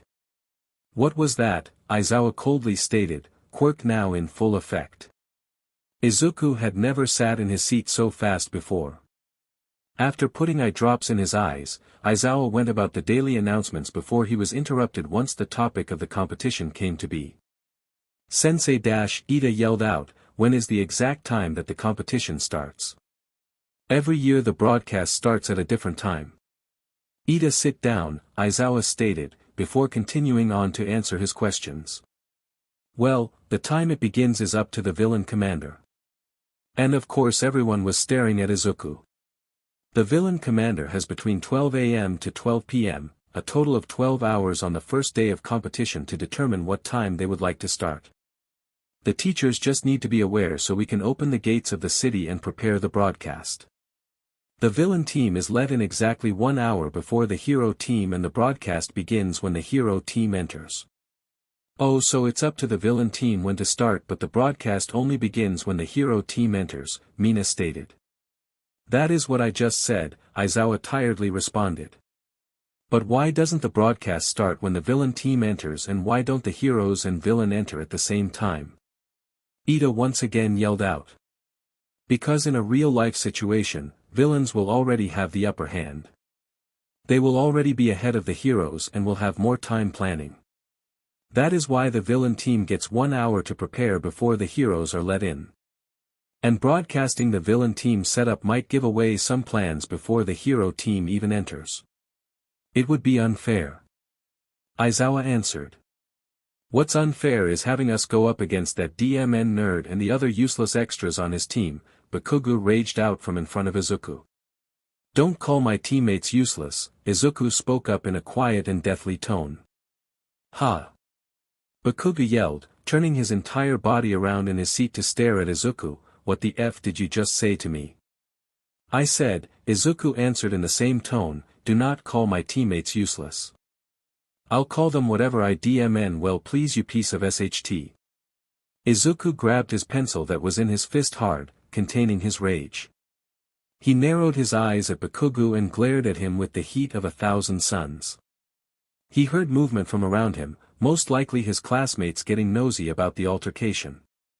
However, Izuku took a deep breath to calm himself before releasing his pencil and untensing his body. Not yet, he reminded himself. You can't F him up yet, someone's in a shitter mood than normal, Izuku cheerfully said, putting as much goddamn sunshine as he could into his tone. It must be because Kirishima finally saw reason and decided to not waste his precious time on the likes of you. Calm down, he pleaded with himself. What the F did you just say to dash, Bakugou raged out, exploding his desk in the process. Izuku simply just smiled at him before tuning out the yelling from around him and opening up his rulebook to go over what is expected of him and his team. He also made sure to note down to apologize to Kirishima later about using his name to get under Bakugou's skin. As he was reading the list of the many objectives his team were responsible to get, he couldn't help but feel the stare that was piercing into the back of his head. He knew that stare. He knew who it belonged to. But he would not look. He wouldn't. Todoroki made his choice, and it wasn't him. Although it wasn't in terms of romance when he did make his choice, it very well could have been. You don't betray your best friend. As he read the rules and regulations more, a sinister feeling settled within him. This is perfect, he thought to himself. Because reading the rules, he could win in 2 ways. The first way to win was to obtain all the objectives by the end of the 7 days while making sure the villain commander isn't captured. The villain team could be taken out and captured, but for the competition to still be in effect, the villain commander had to remain. So for instance, if all 4 of his teammates were captured, the competition would still be in place since he, the villain commander, was still in the game. The second way to win was through the villain team taking out every single one of the heroes. In order for the competition to come to an end, every student on the hero team, including the hero commander, had to be taken out. The second method, Izuku realized, was one that no one in the past years had tried. Every broadcasted competition he had watched when he was younger always displayed the villain team finding and gaining objectives. They always, every time, went with the first method. Which made sense, the second way was clearly the most difficult and almost impossible route. However, Izuku only saw that as a challenge. And no one challenges him. His team would have a perfect victory. Not one of them will be captured. Every member on the hero team will be eliminated before the time limit of 7 days is up. He and his team will show not only UA, but the world, why you don't underestimate people. But most of all, he will win out of pure spite. Because no one, absolutely no one, challenges Izuku Midoriya. Chapter 5, Distract and Deceive. Alright Wonder Boy, Hitoshi announced as he walked into the support course lab, what evil twisted plans did you come up with now? My plans are not evil, Izuku muttered, fingers flying across the keyboard on his laptop as he sat next to Mei. Oh, but you'll agree that they are twisted. The green-haired boy could only offer a smirk over his laptop, before zoning back into what he was doing. What are you doing over there? Hitoshi asked, intrigued. However, he was only met with silence. Izuku. He asked again, still not gaining a response from the boy. Mei, what is he doing? He asked instead, recognizing that his new friend was too focused to even hear his question. Mei simply raised her head from her own laptop, eyes filled with confusion before she looked at Hitoshi, then at Izuku, and then as it clicked, she finally was able to answer him.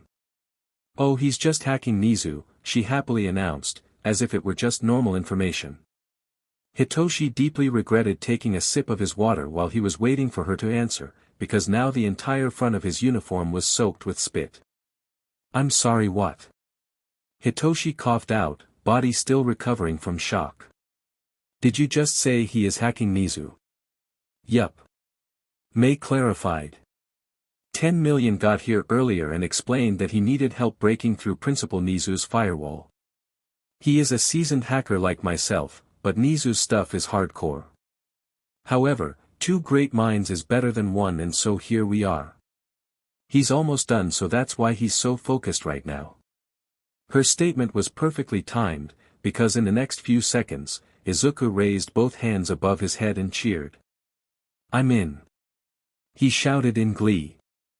Isn't hacking Nizu against the rules? Hitoshi asked, interrupting the green-haired boys and pink-haired girls' celebration. Not really, Izuku smiled at him. The rules say outside help of any kind is prohibited. But we're not using outside help. We are not even using Nizu.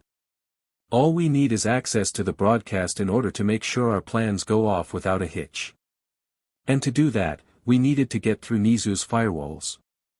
I thought you were just going to hack the hero's comms though. He asked, confused.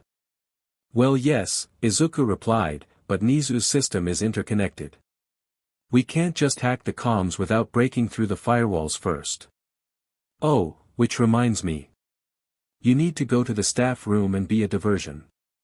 What? Hitoshi asked, because he was absolutely not going to do what his friend had just suggested.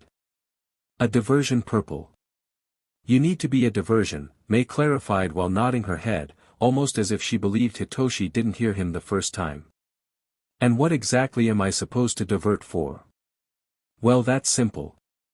Izuku cheered once again. We have to access the broadcast system before we even get through the gates. If we access it on the day of the competition when we are already in the arena, then that technically would be considered cheating because no outside help is allowed. However, the rules state that any supplies that are brought into the arena have to be checked out by one of the teachers. So I'm going to bury an encrypted file onto my laptop where the teachers won't find it. They can't say we are cheating since we had the computer which had the encrypted files already checked before the competition begun. Which means we aren't using outside help, simply our supplies that were already improved. Okay, now you lost me, Hitoshi replied. What encrypted file? Why is there an encrypted file? Why would we need an encrypted file to begin with? Well, it's less an encrypted file and more of a virus, Izuku sheepishly admitted. You just lost me even more, Hitoshi responded, head beginning to hurt from confusion. Okay, listen up Purple. May cut in order to take over the hero's comms we need access to the broadcast since it's interconnected just as 10 million mentioned. However, we can't just access the broadcast system since the firewalls Nizu has in place is some seriously difficult stuff to get through.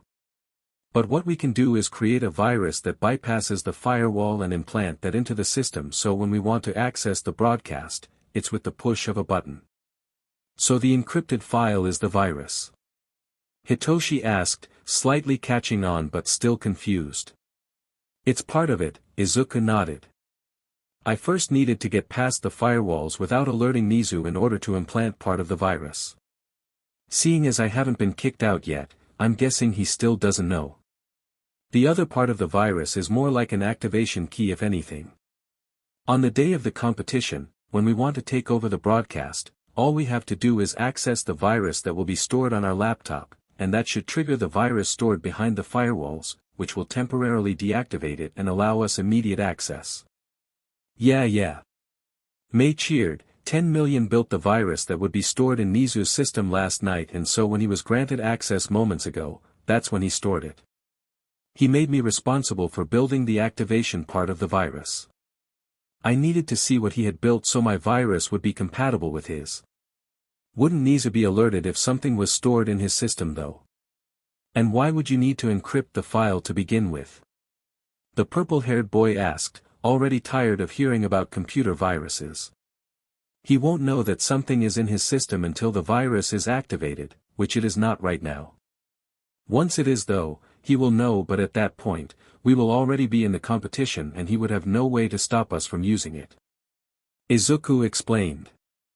We need to hide the encrypted file because Power Loader Sensei will be the one to check over any electronics. Just like Snipe Sensei is responsible for checking over our weaponry. Power Loader Sensei knows what a virus activation key looks like, so in order to trick him that there is nothing there, we have to hide it extremely well. I mean if we get caught it's no big deal, we will just have to scratch that part of our plan, but we won't get caught. And you're absolutely certain this is not considered cheating? Hitoshi asked, needing the reassurance that his team wasn't going to get disqualified on the first day. It would be if we decided to hack him during the competition, Izuku responded, the rules clearly state that there is to be no outside interference during the 7-day competition. And Nizu's system is outside interference. However, it says nothing about prior to the competition. A technicality. Hitoshi shouted, you're going off of a technicality. It's not really a technicality Purple Servant, May intervened, the rules say nothing about hacking, only about no outside interference. But if the outside interference was corrupted prior to the competition, it's fair game. That's why we need to corrupt his system now. So it's considered prior to the competition and not during. But how will the teachers know that? Hitoshi asked again, calming down from his earlier outburst. Oh, that's simple. Izuku said, when the virus is activated all the teachers will get a notification with a description of when the virus was stored into the system as well as highlighted parts of the rules and notes that says we are within them. Okay, Hitoshi responded, but I still don't understand why I need to be a diversion. And suddenly, he wished he had never asked. Because now he was staring at not one, but two, almost psychotic grins. Because we need to test it, Izuku said, and we need the teachers to not know of it yet, May finished. We need you to take this jamming key to the staff meeting, which will prevent any communication from being delivered, while we activate the system to make sure the viruses are working. Izuku stated once more. Staff room, Hitoshi stuttered, with pro-heroes. You want me to deceive pro-heroes? He raged. Precisely, Izuku stated. No, I can't, my fathers will be there and they will know something is up. No. Have Momo or Nito do it, not me. No. Hitoshi will not be the distraction. You have to purple, May cried, you're the only one who would have a plausible reason for being there since your parents are on the staff. I will not do it. Please Hitoshi, Izuku begged. No. He responded. Come on purple please. May cried out again. I said no. Please. No. Come on, think of it as a mission. Distract and deceive. Izuku tried, absolutely not. You have to. May shouted. No I don't. He shouted back. Please. No. Pretty please. Take that pretty please and shove it up your butt, I said no. Come on, just agree. May once again shouted. I will never in a million years agree to this. He ranted back, standing firm on his decision and knowing he will not ever change his mind. You mot-halves, Hitoshi raged in his mind, standing right outside of the staff room, waiting to make his reluctant entrance while fiddling with the jamming key in his pocket. Use cats against me again and he once again raged. Because yes, Izuku did in fact say that if he were to do this, he would buy the boy a 6-month subscription to the cat cafe that was located down the hill by the school. Oh for F's sake, he whispered, taking a deep breath, turning the jamming key on, and pushing open the door to the staff meeting where he was immediately met with the eyes of every faculty member. Toshi. Yamada was the first to announce, concern shining in his green eyes. Shinso, is there anything that we can do for you? Nizu asked right after from his position at the head of the table. Well Hitoshi thought to himself, I didn't actually think what I should say. I just wanted, needed, you see well actually Hitoshi was going to drown himself in a water bottle after he left this room. Well actually he will punch Izuku first, then he will down himself in a water bottle. Hitoshi. Aizawa finally spoke up, concern also shining in his eyes. Hitoshi's palms were producing buckets of sweat and his heartbeat was on the verge of being irregular. He was going to pass out. I just wanted to come in and tell you, I just needed to say yup, the water bottle it was after this encounter. That we are to be married, a voice broke out behind him, causing his stuttering to come to an abrupt end. Hitoshi had never turned around so fast in his life before. And sure enough, standing right by the entrance, was no other than Nito. He was going to commit murder. What? Yamada shouted, not being able to control his quirk. What the F, Aizawa spoke. What naughty boys you are, Midnight added while All Might was coughing up BLD and Vlad King looked pale as a ghost. Nito what the actual F, Hitoshi ranted, forgetting about the room of pro-heroes behind him and the task that Izuku had given him. Oh, do you not wish to marry me? What a terrible shame. But understandable given that I am superior to you in every way. Nito responded in his usual self-absorbed way. You're superior but is about to meet my F-fist if you keep talking. He ranted back. KNKY, the blonde-haired boy responded with a smirk. However, that smirk was wiped off his face once Hitoshi lunged at him and chased him from the room, leaving some very confused, amused, and horrified staff members in their wake.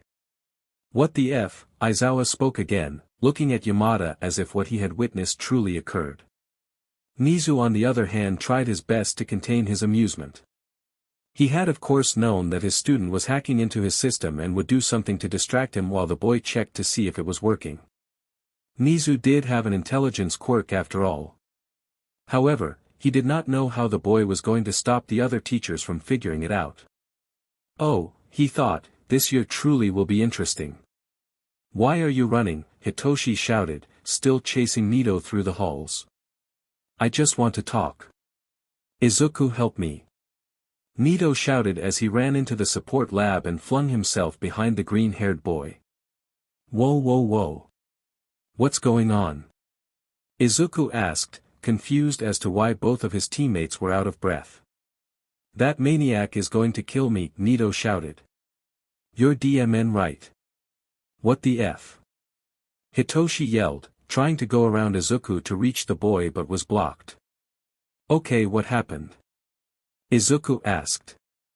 He had sent Nito over to help Hitoshi once he saw how quickly he was losing his composure from the cameras, but didn't watch what occurred when the boy got there since he was checking to see if the viruses actually worked. That BSTRD told my parents we are getting married. Hitoshi ranted. Oh my, Momo laughed out in surprise. I was just trying to help. Nito defended. Okay.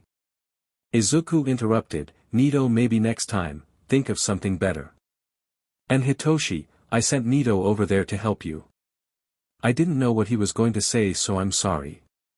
But you guys distracted the staff long enough for me to check everything to see if it works, so technically it was a mission accomplished. Technically you're about to get your butt kicked, Hitoshi ranted, but everyone in the room noticed how there was no more rage in his body. Anyway, he continued on, did the viruses work? Oh yes, Izuku chuckled, everything is going just as planned. We only have 5 days left, right?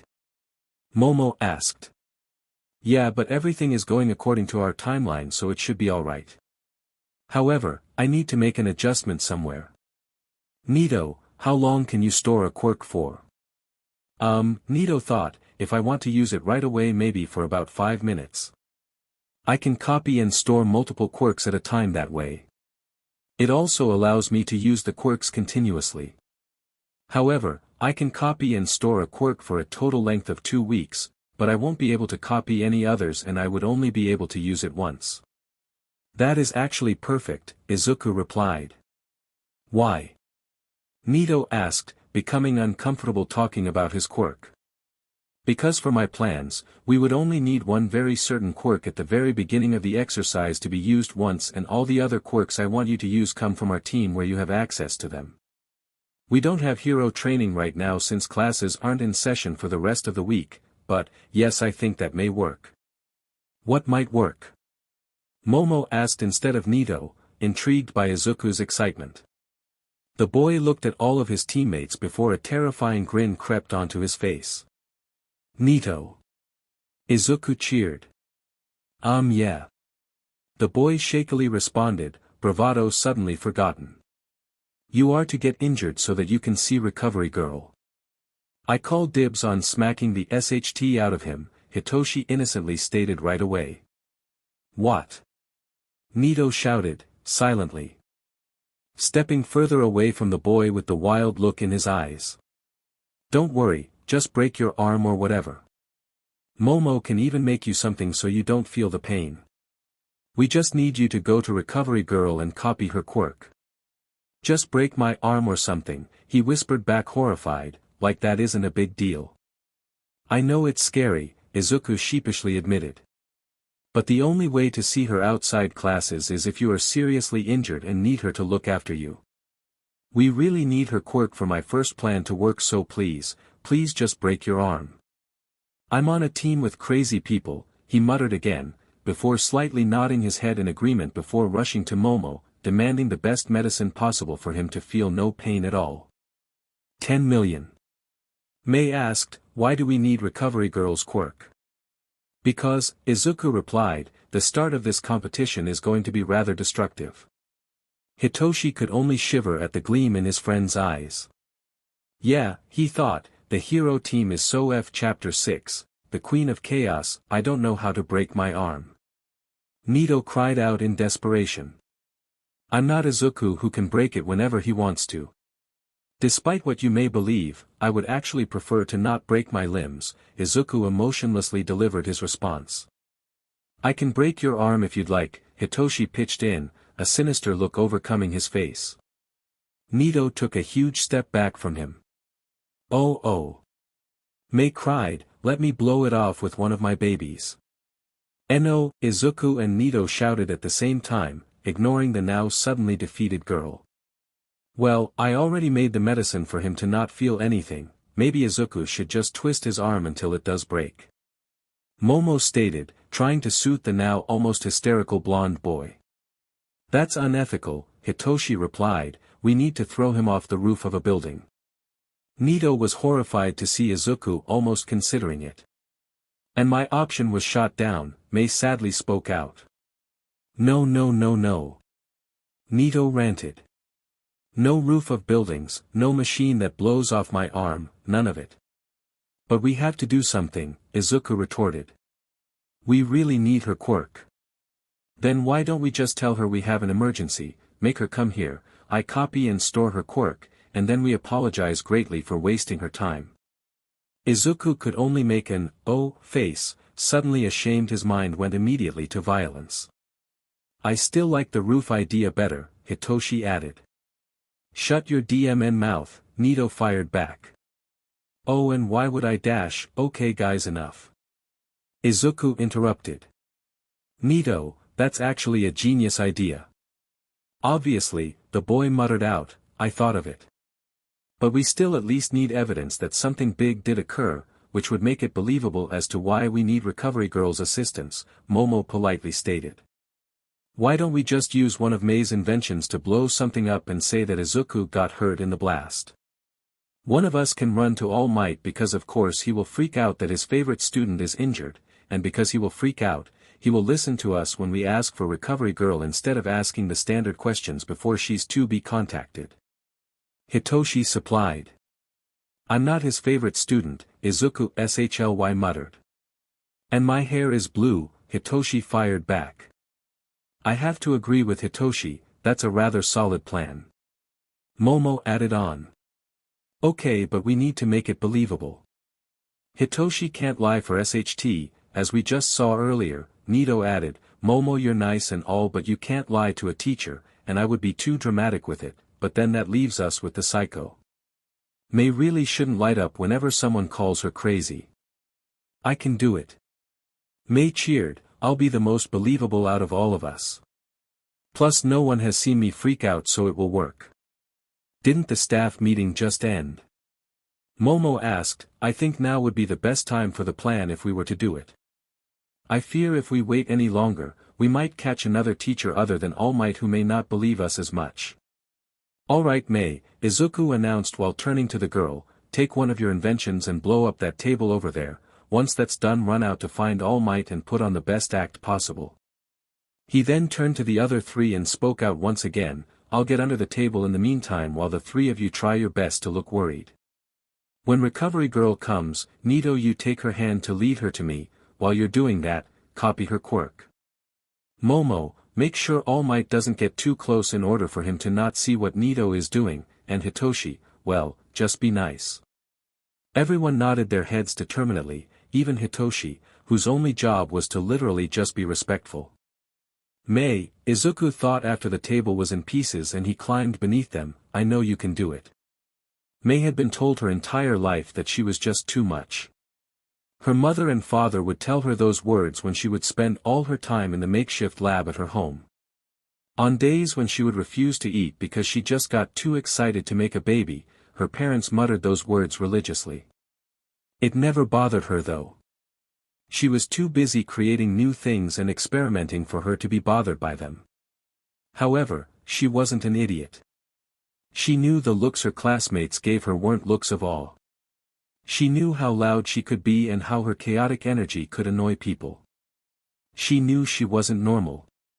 And she didn't want to be. She loved feeling excitement all the time when a new idea popped in her head. She loved how bouncing around and saying the most outlandish things would cause others to look at her with a sense of caution. She loved being herself, even if others didn't love it with her. She was alright being the only one, because her loving who she is was all she would ever need. Until she met the boy known as Izuku Midoriya during the sports festival. She saw the way he won the obstacle course, the way his mind came up with new plans on the fly when one would fail, the way he destroyed his body like a madman when he tried to save one of his classmates from himself. She saw it all and suddenly was amazed that maybe somebody, just like herself, was out there. Someone who under the surface could be dangerous, but who also refused to be. That's why it was no mistake she joined his team. Of course she did it under the ruse of her babies getting recognition, she would never admit anything but that. But she joined so that she too, for once in her life, could experience someone who understood her. The first time she went off on a rant about her baby's capabilities was when she explained to Izuku all the mechanisms she stored in the bombs and the additional factors she added to his gun. She went on and on talking about everything she included with a large smile and a chaotic look in her eyes. It was only after she took a deep breath did she notice him staring at her, with kind eyes and an even kinder smile. "I'm sorry," she muttered out, "I know I'm sometimes too much." "Actually," Izuku responded, "I think you're just enough." Mei would forever deny how good it felt to hear those words. How good it felt to be able to do what she did best, create and destroy, and instead of being looked at in fear, be looked at with the same type of energy. She would deny it, but she didn't have to. She knew that Izuku felt the same as her. The longer they spent together discussing his plans, the more they grew to understand how alike they truly were. And how happy they were that their minds that worked almost the same were no longer alone. So she would march right up to All Might, and put on one hell of a show. Because she was Mei Hatsum, CEO of Hatsum Industries, and there was no one, absolutely no one, more chaotic than her. "All Might," Mei yelled out, the moment she saw the teacher walking the halls alone. "Young Hatsum." All Might asked, shocked, not because of a student calling out to him, but because of the large tears that spilled from her eyes. "All Might, we need help." Hatsum cried out, "I was making a baby for the competition." "And Izuku, well Izuku, he told me we weren't allowed to use actual explosives, but I didn't know. I swear I didn't know. I swear, I swear, I swear, I swear." "What happened, young Hatsum?" All Might once again asked, beginning to become increasingly panicked due to the state the student was in and the name of who was injured. "I finished one of my babies," Mei continued to sob while telling her story. "I had just finished it. I put it on the table for a second, only a second, for a second. Izuku had just told me we weren't supposed to use explosives. I didn't know. He went to pick it up and I couldn't stop him in time. All Might, I couldn't stop him in time. Is young Midoriya alright?" All Might stuttered out, watching his student become more and more frantic. However, Mei was not quite done with her show. "All Might, I'm going to get expelled. I didn't know, I swear.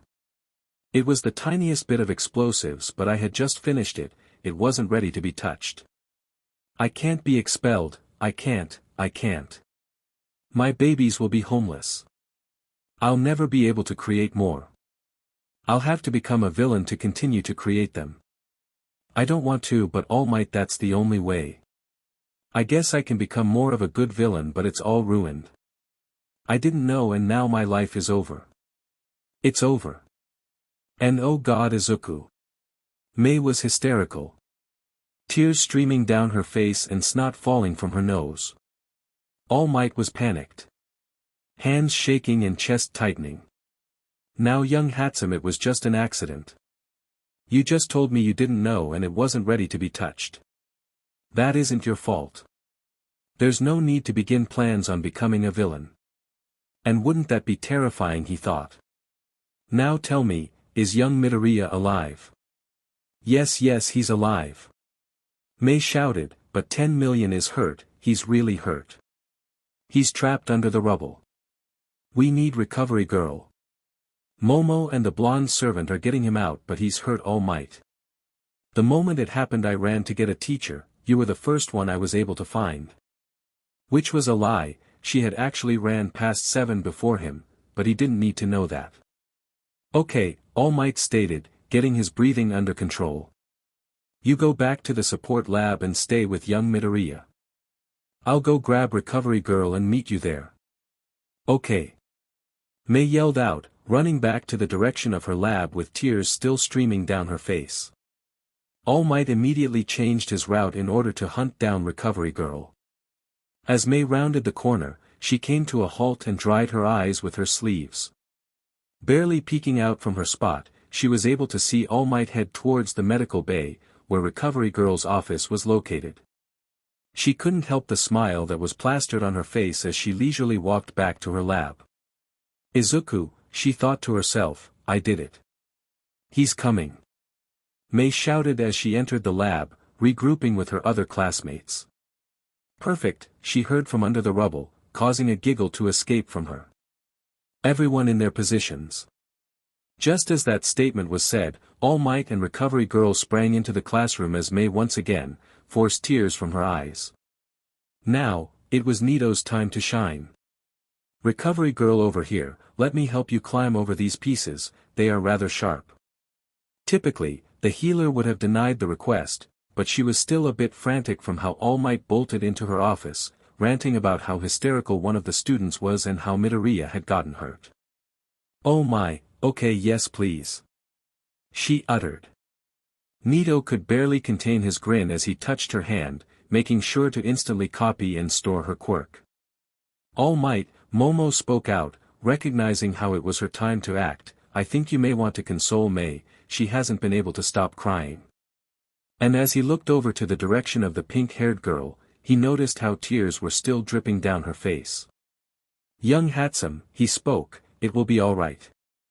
Recovery Girl is here now and she will be able to heal any injuries that young Midoriya may have.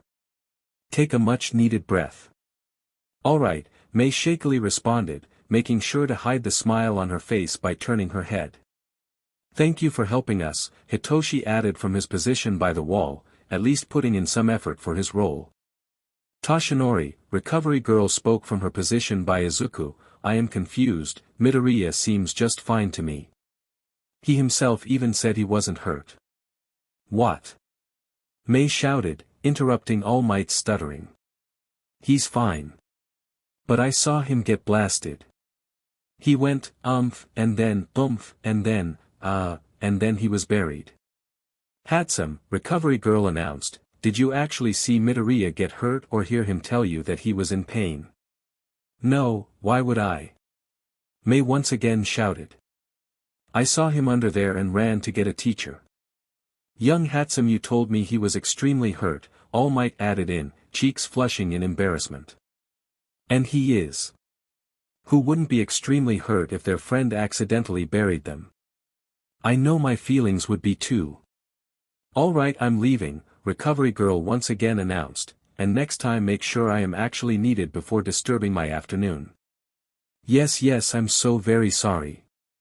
Mei shouted, watching the women grumble under her breath as she began chastising All Might when he came to her aid. The moment the two left the room, all five of them couldn't help but break out into laughter. Well Mei, Hitoshi started, I've got to say, your acting skills are on point. Yes, they were actually quite good. Your energy was able to have All Might bypass the standard questions that are usually asked when Recovery Girl is requested. Momo added. I will say, Nito added as well, your energy was alright. Mei, Izuku stated, waiting for her attention. Once he got it, he couldn't help the genuine smile that crossed his face. You did it, he stated proudly. I did it, Mei repeated. Being chaotic had never felt so good before. I'm sorry I'm late, All Might announced while rushing into his seat, this particular meeting only being for the head of the departments rather than for the faculty. And why are you late? Aizawa grumpily asked, wanting to get through how the foundational heroic department was faring so he could get some sleep. There was an incident that happened with young Midoriya and young Hatsum that needed my attention. He answered. Oh. Power loader cut in, what happened with Hatsum? Well, apparently she accidentally made a bomb with explosives when she didn't know she wasn't supposed to, and when young Midoriya picked it up too early, it exploded and he became trapped under the rubble. Everyone is fine and Recovery Girl even said he wasn't injured. All the department heads looked worried and relieved, except for Power Loader, he looked confused. That doesn't make sense, the man replied. And why not? Yamada asked. Because Midoriya told Hatsum that explosives weren't to be used a couple of days ago. She even had me remove them from the lab so she wouldn't accidentally use them. And you were there for this conversation? Midnight asked. Seeing as I had to calm down a distraught girl, yes, I was present. But then why would she lie? All Might asked. What happened when you guys went to check on Midoriya? Yamada cut in again, trying to gain any information about their plans. Well, nothing really. She checked in on him, told him he was fine, and we left. Nothing really happened. Interesting, Nizu cut in, eyes gleaming with almost too much joy. Interesting indeed, Aizawa agreed, staring down Nizu and not liking the clear excitement one bit. Problem children, he muttered, already knowing this year was going to give him one hell of a headache. Chapter 7, Let's do this. Izuku knew hoping that Bakugou would leave him alone until the day of the competition was a pipe dream. He should have been more careful. But it was the last free day until the competition began. He didn't think he would have had to watch out now since the other boy went 6 days without tormenting him. Sadly, he was wrong. Very wrong. So wrong that the moment he walked into the 1A dorm, the atmosphere almost made him immediately turn around and go right back out the doors. If the atmosphere wasn't an indication of something bad happening, it was every member of his class standing by the stairs and elevator, preventing him from taking either route to go to his room. He noticed that Momo was missing, and that worried him even more. Hey guys, Izuku nervously spoke out, not exactly terrified of the upcoming encounter, but extremely anxious of what was to be said. Shut the F up, Bakugou immediately raged, honestly taking Izuku by surprise. Bakugou, you said you wouldn't be harsh, Ida cut in right after, arms moving around disapprovingly. You idiot said that, not me, Bakugou spat harshly back at the class president. Okay, well, this has been lovely, Izuku interrupted, but I forgot I'm late to something and I got to go. Before he could even take a step towards the front door after he turned, a blazing hot hand gripped his arm. Let go of me, Kaken, he immediately seethed, his patience drastically decreasing. You think that because you're the villain commander you're better than me, huh? Bakugou replied. Newsflash, but, you're still nothing but a worthless useless Deku. Let go, Izuku once again spoke, voice coming out harsher and deeper than any of his classmates had ever heard. It's sad to see that you think you have a chance. It's even sadder that we both know everyone who is gonna to watch tomorrow will be rooting for me to win, even your own mother. I said let go. Izuku yelled out, green lighting surrounding his body and a green aura sticking closely to his skin. He turned his body with his fist tightly clenched, ready to strike, when Bakugou's arm was suddenly ripped off of him and said boy was flung across the room and into the wall. At first, Izuku's mind short-circuited, trying to come up with an explanation as to who besides himself, had the strength to fling Bakugou like he was nothing. However, taking a closer look at the boy currently embedded into the wall, he noticed ice holding him in place. And when he turned his head slowly, he noticed Todoroki standing slightly in front of him, right hand stretched out with frost covering his fingertips. He said to let go, Todoroki announced, his demeanor much colder and darker than anyone had seen before.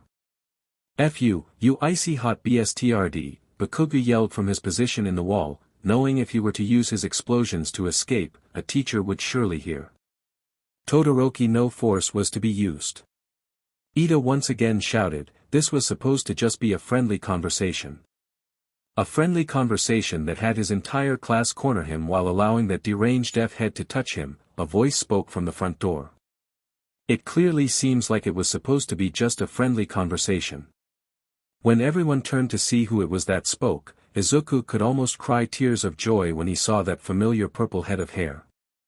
The tears almost did fall out of his eyes when he noticed Nito and Mei standing right behind him, glaring at his classmates as if they were nothing but dirt. Momo was also behind him, hands on her knees and hunched over as she tried to catch her breath. And suddenly it all made sense to Izuku. Momo probably figured out what was going to happen since she left before Izuku, and when she did realize, she immediately ran to gather their other teammates. Izuku would kiss her if the thought of his lips on a girl didn't repulse him. As Hitoshi and Ida started arguing with each other, a small but deep, "Are you alright?" came from beside him. He didn't even have to look to know who it was. That voice was embedded into his soul almost as much as Bakugou was currently embedded into the wall. "I'm fine," Izuku replied, realizing this was the first time he spoke with the other boy in a week. However, his words did nothing to stop Todoroki from gently grabbing his arm and cooling off the spot where Bakugou lightly burned him with his right hand. "Todoroki," Izuku hesitantly spoke, trying to ignore the way his heart clenched. "I thought I told you to call me Shoto," Todoroki once again quietly interrupted. Izuku could only look down at his shoes, too tired and overstimulated to deal with the emotions he was currently feeling. That didn't stop Todoroki from talking though. "I know I hurt you," he whispered into the green-haired boy's ear. "And if I had time I would explain it to you, but I can't. Not now, and especially not here. But I need you to know, even if you hate me right now and don't want to hear it coming from me, I need you to know that I believe without a doubt that you'll kick butt tomorrow." Izuku could only whisper out a tiny "how," refusing to admit how good the proximity of the other boy felt.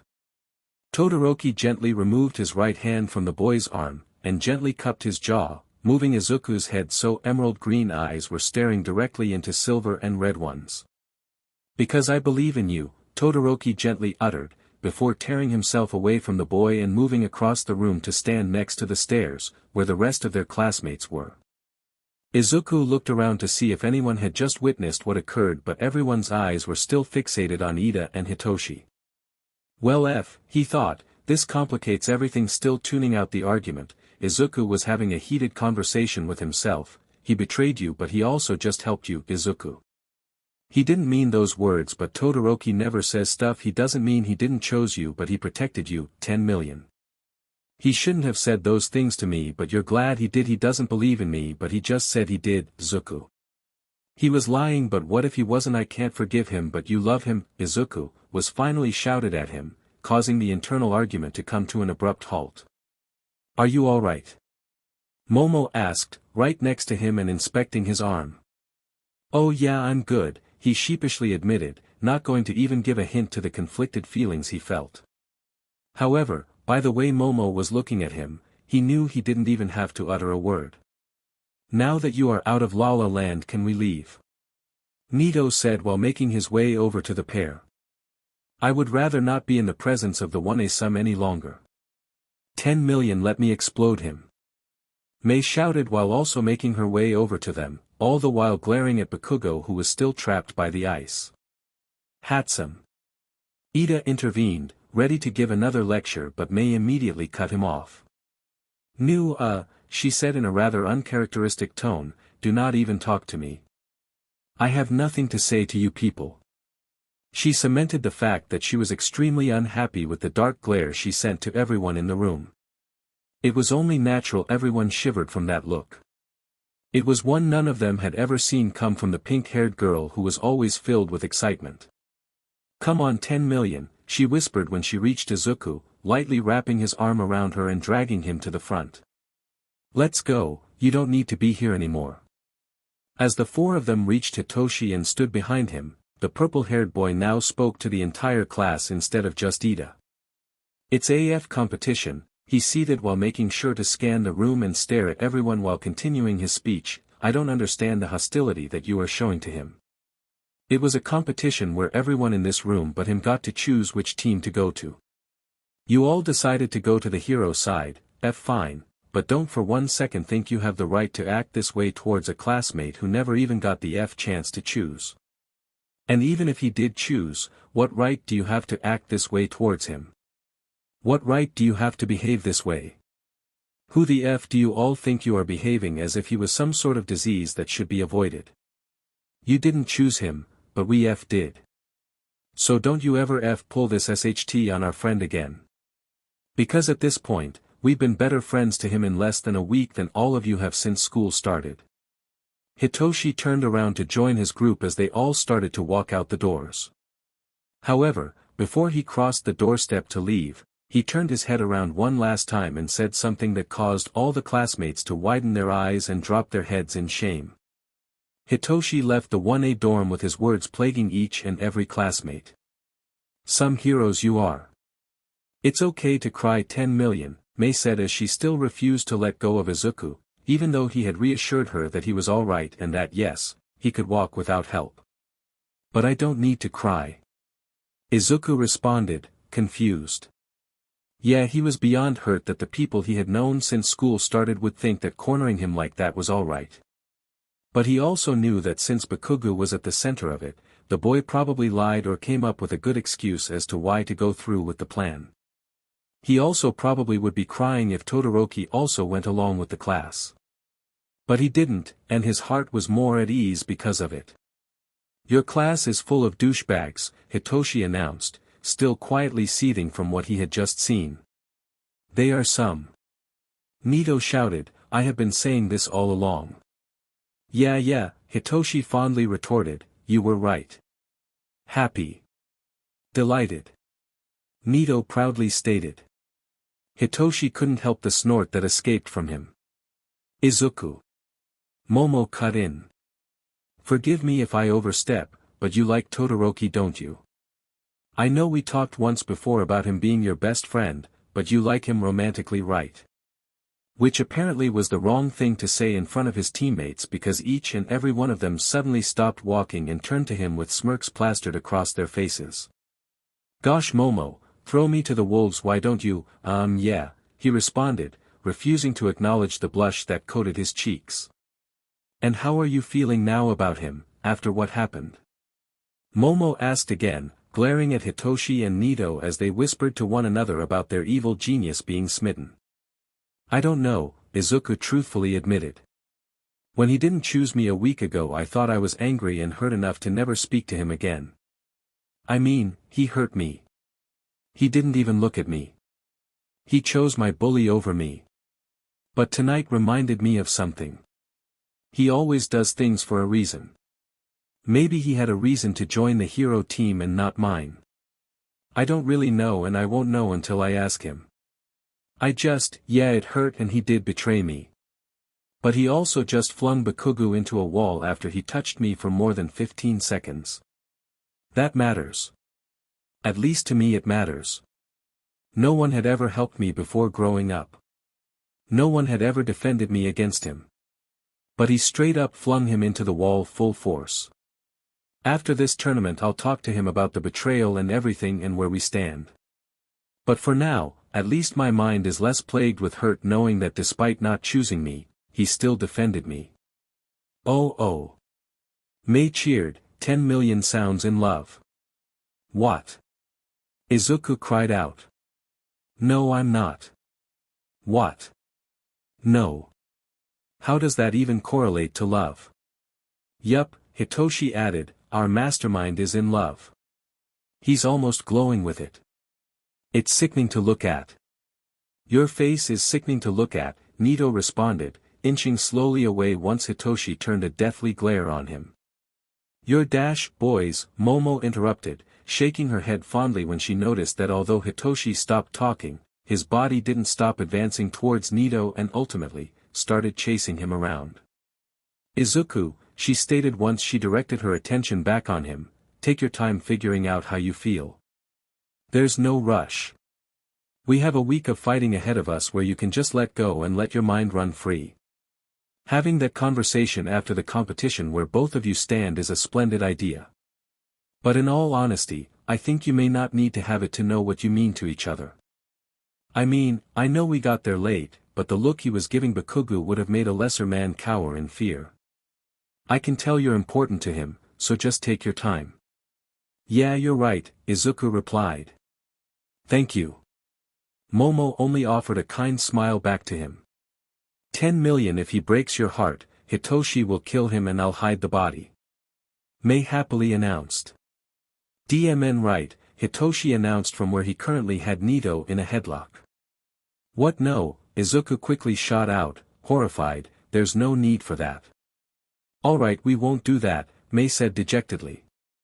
But just know we will be super duper unhappy with him. Alright, Izuku chuckled, that sounds like a plan. Izuku, Hitoshi announced while shoving Nito to the ground and coming towards him. Technically what Bakugou and the others did right now is against the rules. We can report him and essentially win now if that's something you wanted to do. No. He immediately answered, not even noticing how fast the sad looks on the others' faces disappeared and turned to happiness. We will not win the easy way. And even if I wanted to, I will not let our plans and training go to waste. He will be punished.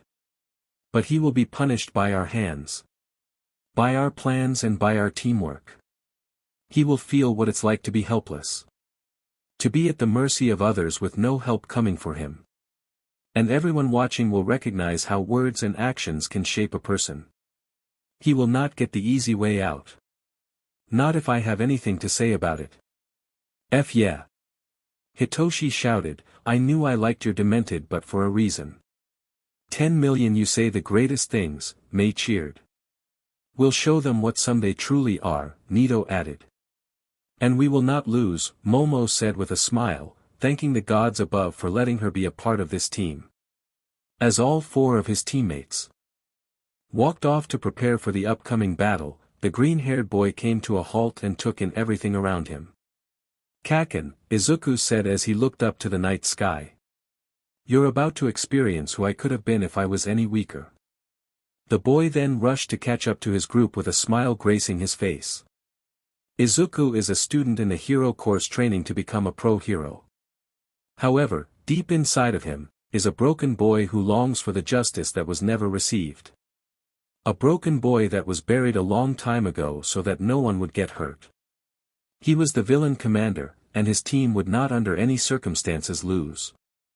Because he wasn't only fighting for his justice, but for his teammates' justice as well. And for the first time in his life, he would let the broken boy roam free. Because after all, the most broken people are usually the most dangerous. And some people needed lessons harshly delivered to them. What the actual F, Aizawa barked out when he heard his phone going off at 1:30 in the morning. He had just returned from an early patrol and was planning on getting a few hours of sleep. On the first day of the competition he always takes an early patrol since his normal patrol ends at 5 and the competition regularly starts at every year. Since he was a student and even when he became a teacher, the villain team always starts around 8 or 9 in the morning to allow their team a full night of sleep. So Shota Aizawa takes an early patrol that ends at 1 every single year. He had just gone to bed. He had just closed his eyes when his phone went off. Hell. What? He snapped into the device, not even caring if it woke up his husband sleeping next to him. Good morning, sensei. Izuku cheered happily from the other end. I am just calling to let you know that we are ready and would like to enter the gates. Problem child, Aizawa grumbled out, it's 1:30 in the morning, are you sure? Yes, I am positive, he once again spoke out, too cheerful for how early it was. Alright, meet me by the gates, I'll be there soon. Thanks, sensei. He replied before hanging up. Aizawa really should have felt bad for shoving his husband off the bed as a way to wake him up, but he was too much in a bad mood to. What? Hisashi mumbled, Shota, what's wrong? He sleepily asked from his position on the floor. The problem child wants to start. I need to go open the gates for him and check everything while you need to wake the other teachers and start the initiation of the broadcast. We also need to wake the hero team and send out notifications that the competition is to begin shortly. But it's so early, Hisashi whined. I've noticed, Shota snapped while getting up and getting ready. Problem child, he thought, if you lose this I'll give you detention for making me wake up this goddamn early. Only my problem child, was the first thing Aizawa thought when he saw the villain team. Izuku was decked out in black cargo pants and dark black combat boots. His pants had dark green lines going up both sides. He was wearing a black leather zip-up combat jacket that had streaks of dark green displayed. Looking at the rest of his team, they all had similar styles but different colors. Mei was wearing pink and black. Hitoshi had purple and black. Momo had red and black. Nito had silver and black. Problem children, he muttered.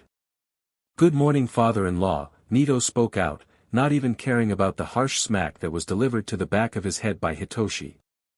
I'll kill you, Aizawa grumbled while reaching for his keys and opening up the arena that Power Loader and Cementos had created throughout the week.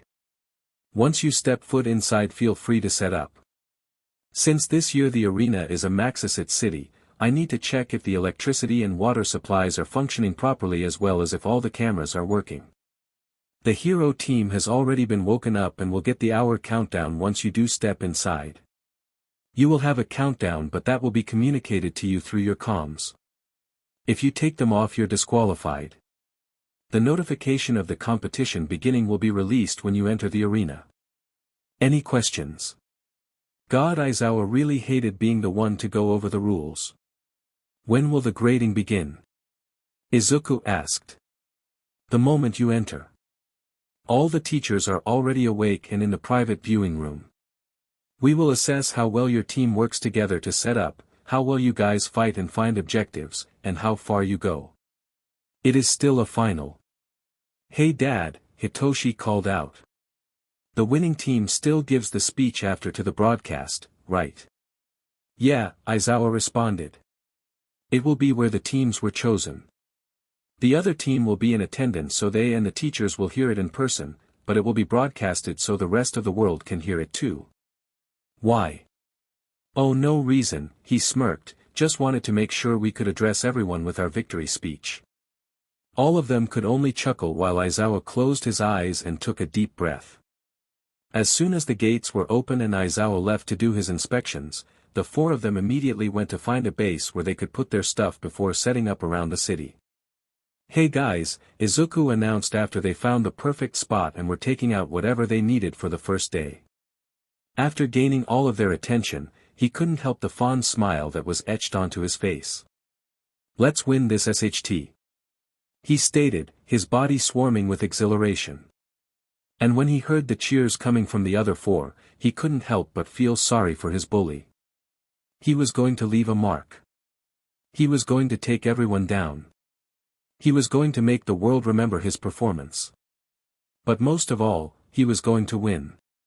And as he saw Mei getting out the equipment that was needed for his first plan, he couldn't help the smirk that crawled onto his face. Oh Kaken, he thought, you're in for one hell of a week.